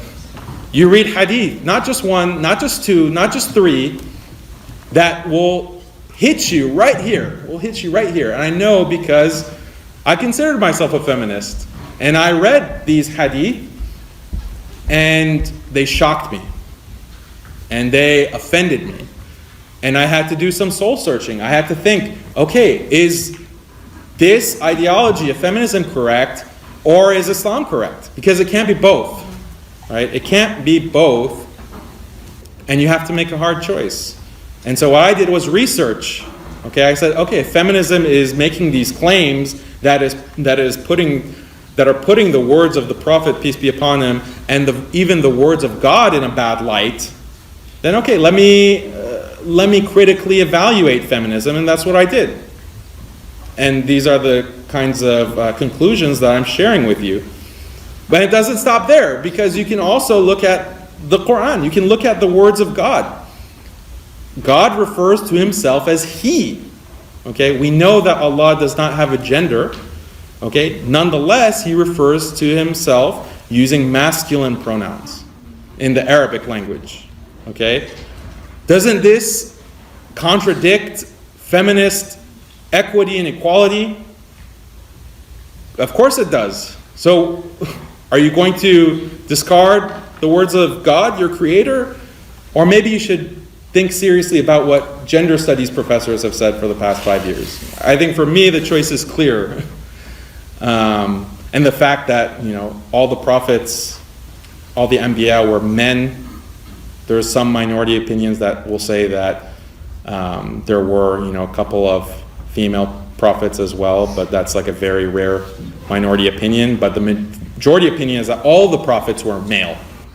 Okay, the last prophet, the greatest messenger, sallallahu alaihi wasallam, was a man. So how is that fair? Again, the feminist ideology, take it to its logical conclusion. Is God preferring males over females by the last prophet being a man? So this is the path. This is the path to apostasy. And it's very, and you can see it very clearly. You can see it very clearly. I have family, I have friends, and they all have the same reasoning. It's a very clear, defined path. So be aware of it and protect yourself, okay? Because on the day where we stand before our Creator and He questions us, it's not going to be a good excuse to say, my professor in gender studies said so and such, or my friend, my social justice warrior friend said this and I took it for what it was. That's not going to be a valid excuse. So think critically. That's I think both of our messages tonight for you. Okay, so after an hour and 15 minutes that we started with, we have 15 minutes left, and we have 1, 2, 3, 4, 5 new people that have not spoken yet. So I'd like to get everyone in at least once. So you can start. So I guess as an adult woman who's grown up in the West and has believed herself to be Muslim and has followed some of those teachings, obviously I struggle with this. I think this talk touched on some of the things that I've struggled with personally.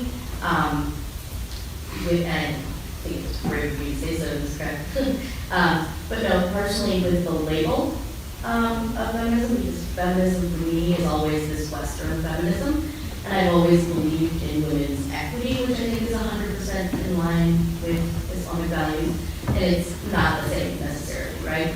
And we can point to a lot of things where women's equity was the most important moral so to speak. So I guess what I'm struggling a little bit with what you guys are saying, and I don't take it quite as far as you guys did, but I don't, and she touched on another question, is I don't understand, if you're saying that feminism has, so first of all, I would argue that feminism, that patriarchy comes from this Western colonial position. It's part of that.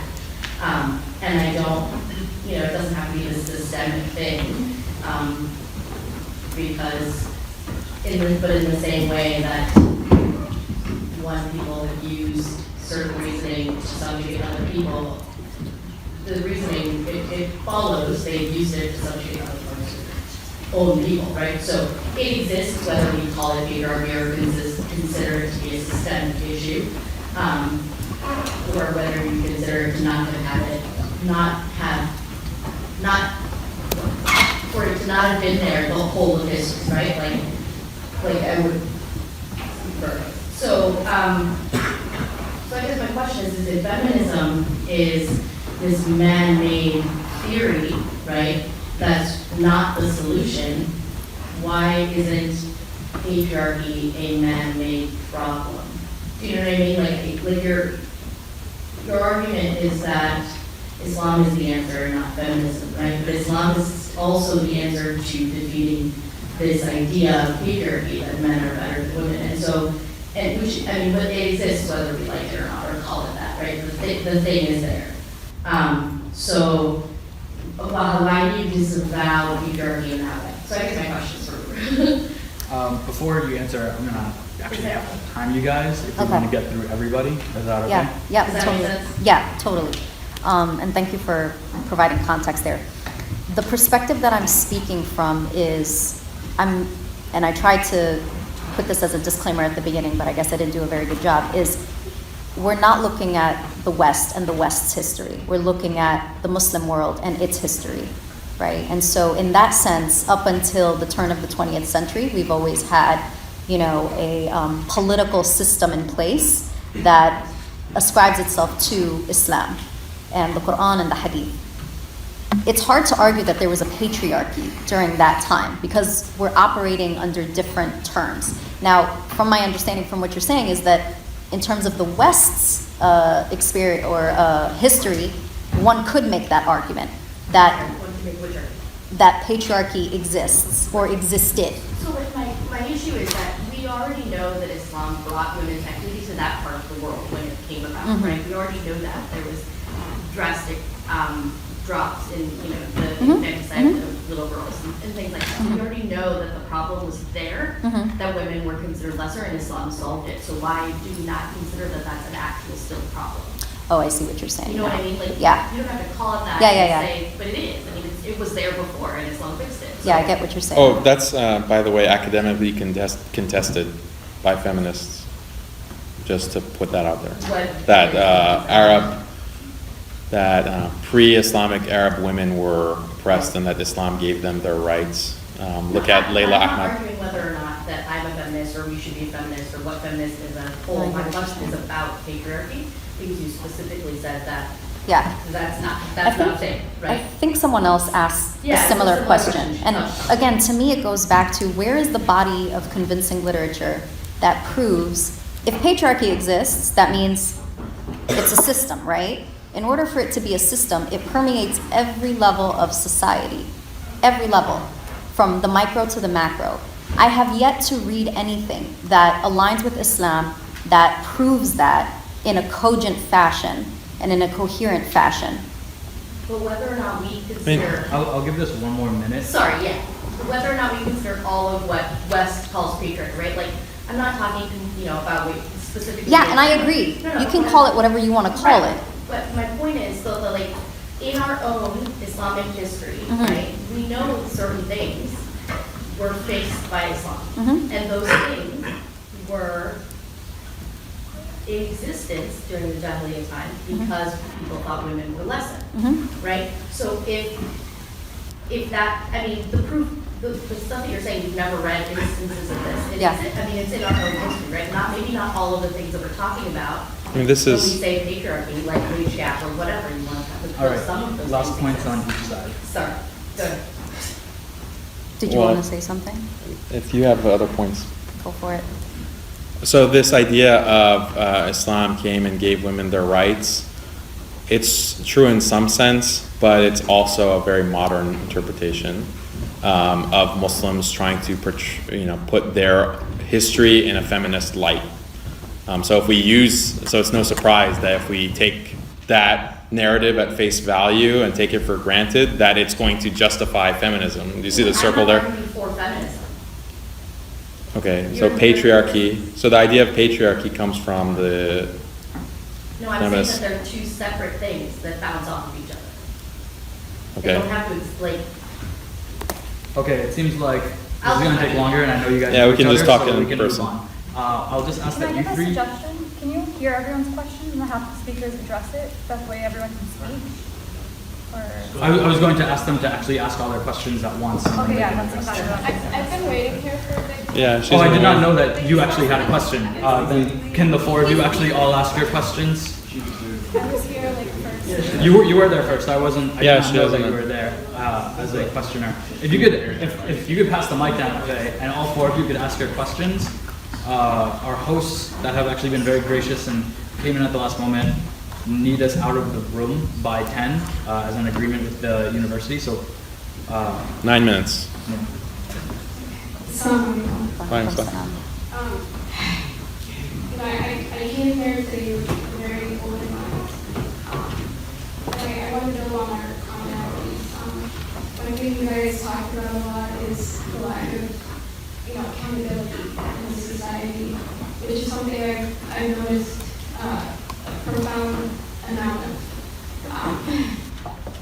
I think that in order for people to feel accountable in a society, they have to feel as though they belong in that society. They have to feel as though they're a part of the community. And one thing that our community consistently does is turn people away. And I don't think you should look at feminism as an ideology. I think you should look at it more as a community. You have to wonder why people within your communities are leaving and going to other communities to get support. There are things that we cannot talk about in our communities because, quite frankly, sitting here and listening to this, it makes me not trust any of you. And I really wonder what you all are doing outside of this context with regard to advancing the protection of women. This, literally, I came here, and this isn't much different than your Twitter feed. This is like a battle of egos. Like, you're here to talk about something that you think is a logical fallacy. What are you really doing? This is literally, like, I've heard so much outright, terminology being thrown about, like, what are we really doing? What are we investing our time in? I'm really disappointed that I came here tonight. I could have been at a qiyam, to be honest with you, but I'm here listening to a Twitter conversation instead of us actually, making efforts and having actionable, thoughts. And I'm just really disappointed. I'm really disappointed, and I'm curious to know what you're doing to address the atrocities committed by men. What you're doing in your community to make people trust you. Because right now, you've just made a lot of people more distrusting of the Muslim community in general. That's pretty much what I have to say, but I'm sorry that all we can really build on is the lack of accountability in our communities. If that's the question, can we have the other three tag on to that, and then they'll do their best to finish. And please try and keep it brief, 10 seconds. Sorry.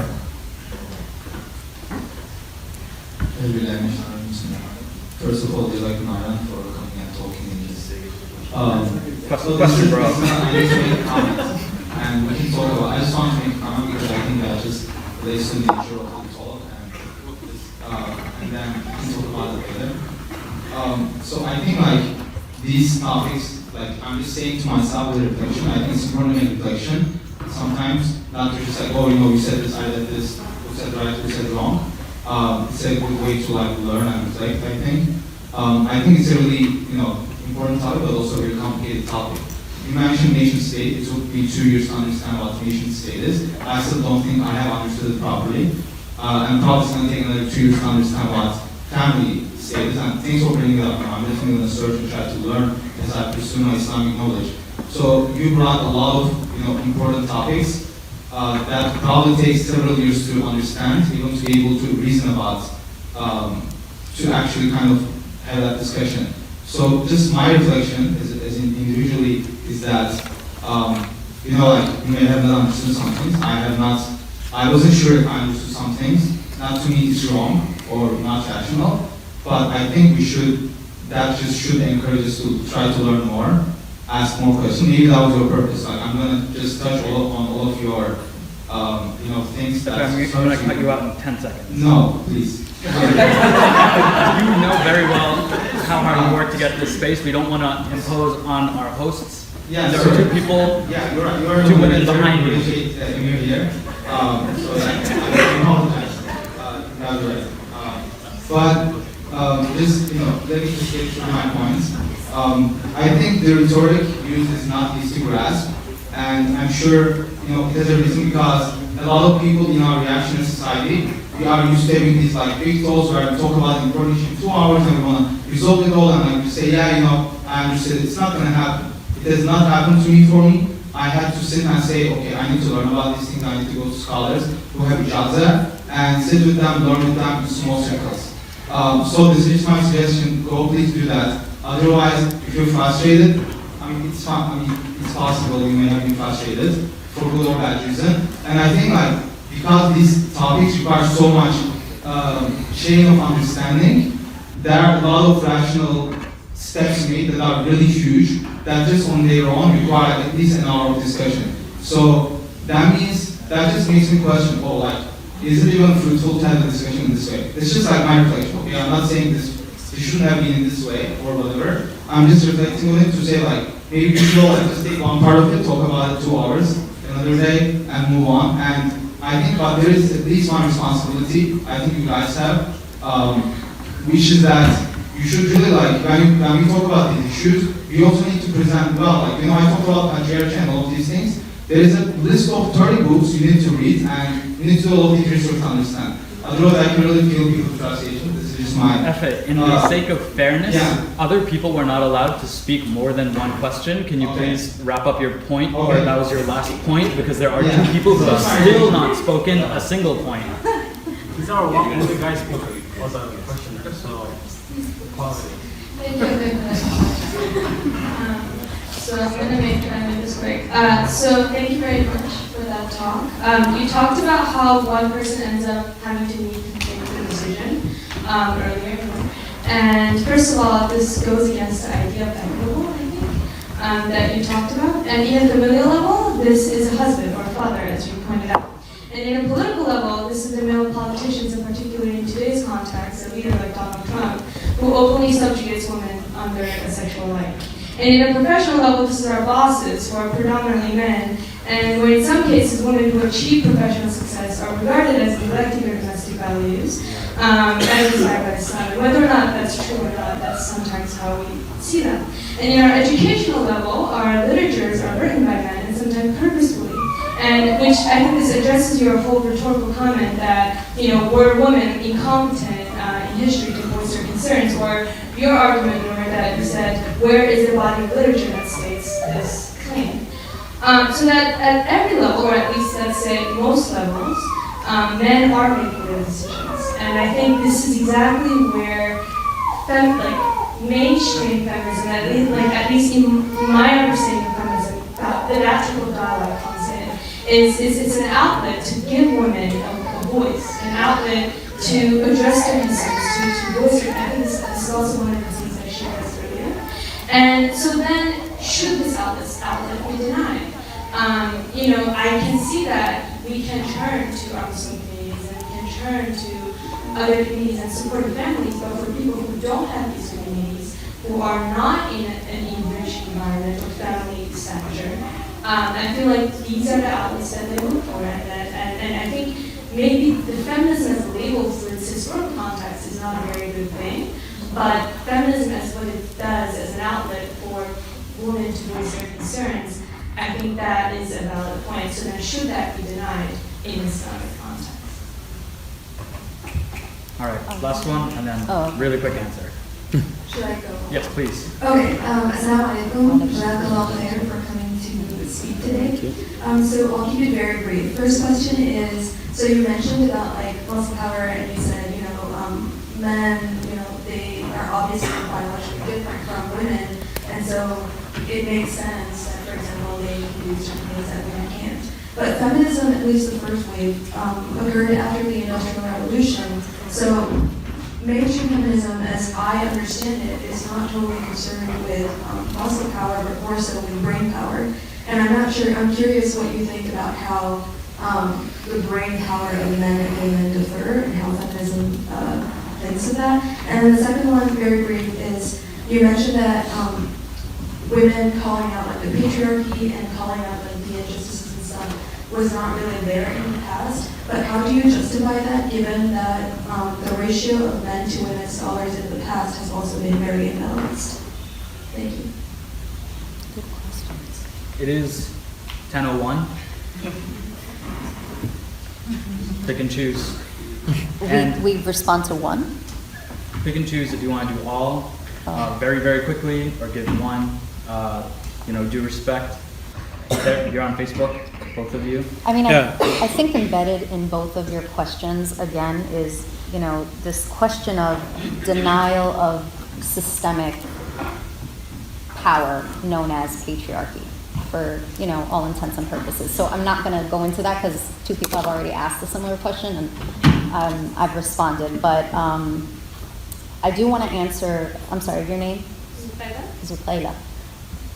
Your first question, can you repeat it, please? Because it was a really good one. I thought I only had one question, but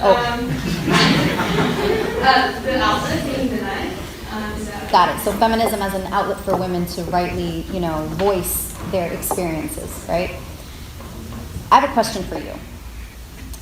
We agree injustices are faced by women. Then, now, probably for sure tomorrow, yeah? Do you identify as a Muslim? Yes. Alhamdulillah. Why did you turn to feminism as opposed to holding your community accountable to what Islam says?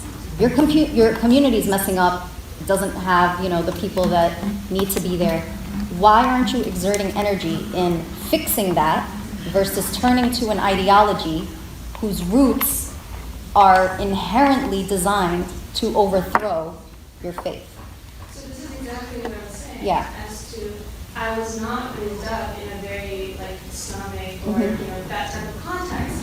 And if you are born in a context where you're not surrounded by family members who are Islamically knowledgeable or things like that, you don't have that context. Therefore, you are turned into whatever. How old are you? Wow, funny. Sorry. So you're, at the tail end of being a millennial. Yeah. There's no excuse. There's information everywhere. Technology makes information available. I mean, people literally convert to different religions just by watching YouTube. So I hear what you're saying, and I'm not ever invalidating any woman's experiences. In fact, if we were to sit down and have coffee or tea together, you'd probably be shocked to hear some of the experiences I've gone through as a woman. And you would think, why aren't you a feminist, right?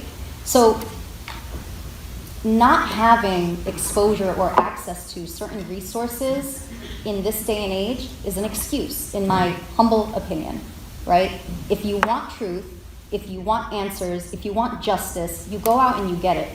Feminists fight tooth and nail. They're out in rallies, they're protesting, they're working hard.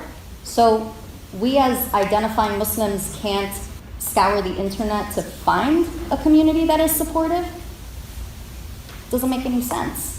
So my question to your question is, why that route and not this route?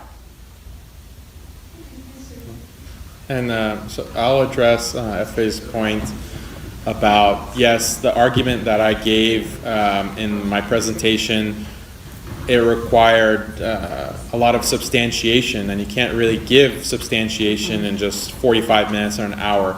But I've written a lot on this subject.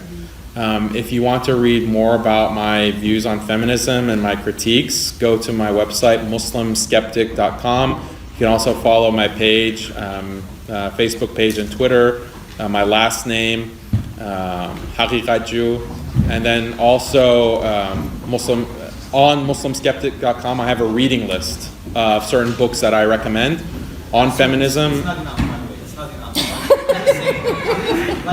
I appreciate everything, but please provide more resources, because I think it's a responsibility, and I don't think as one scholar, let's assume you are the best scholar, just for a second, we have judged everything.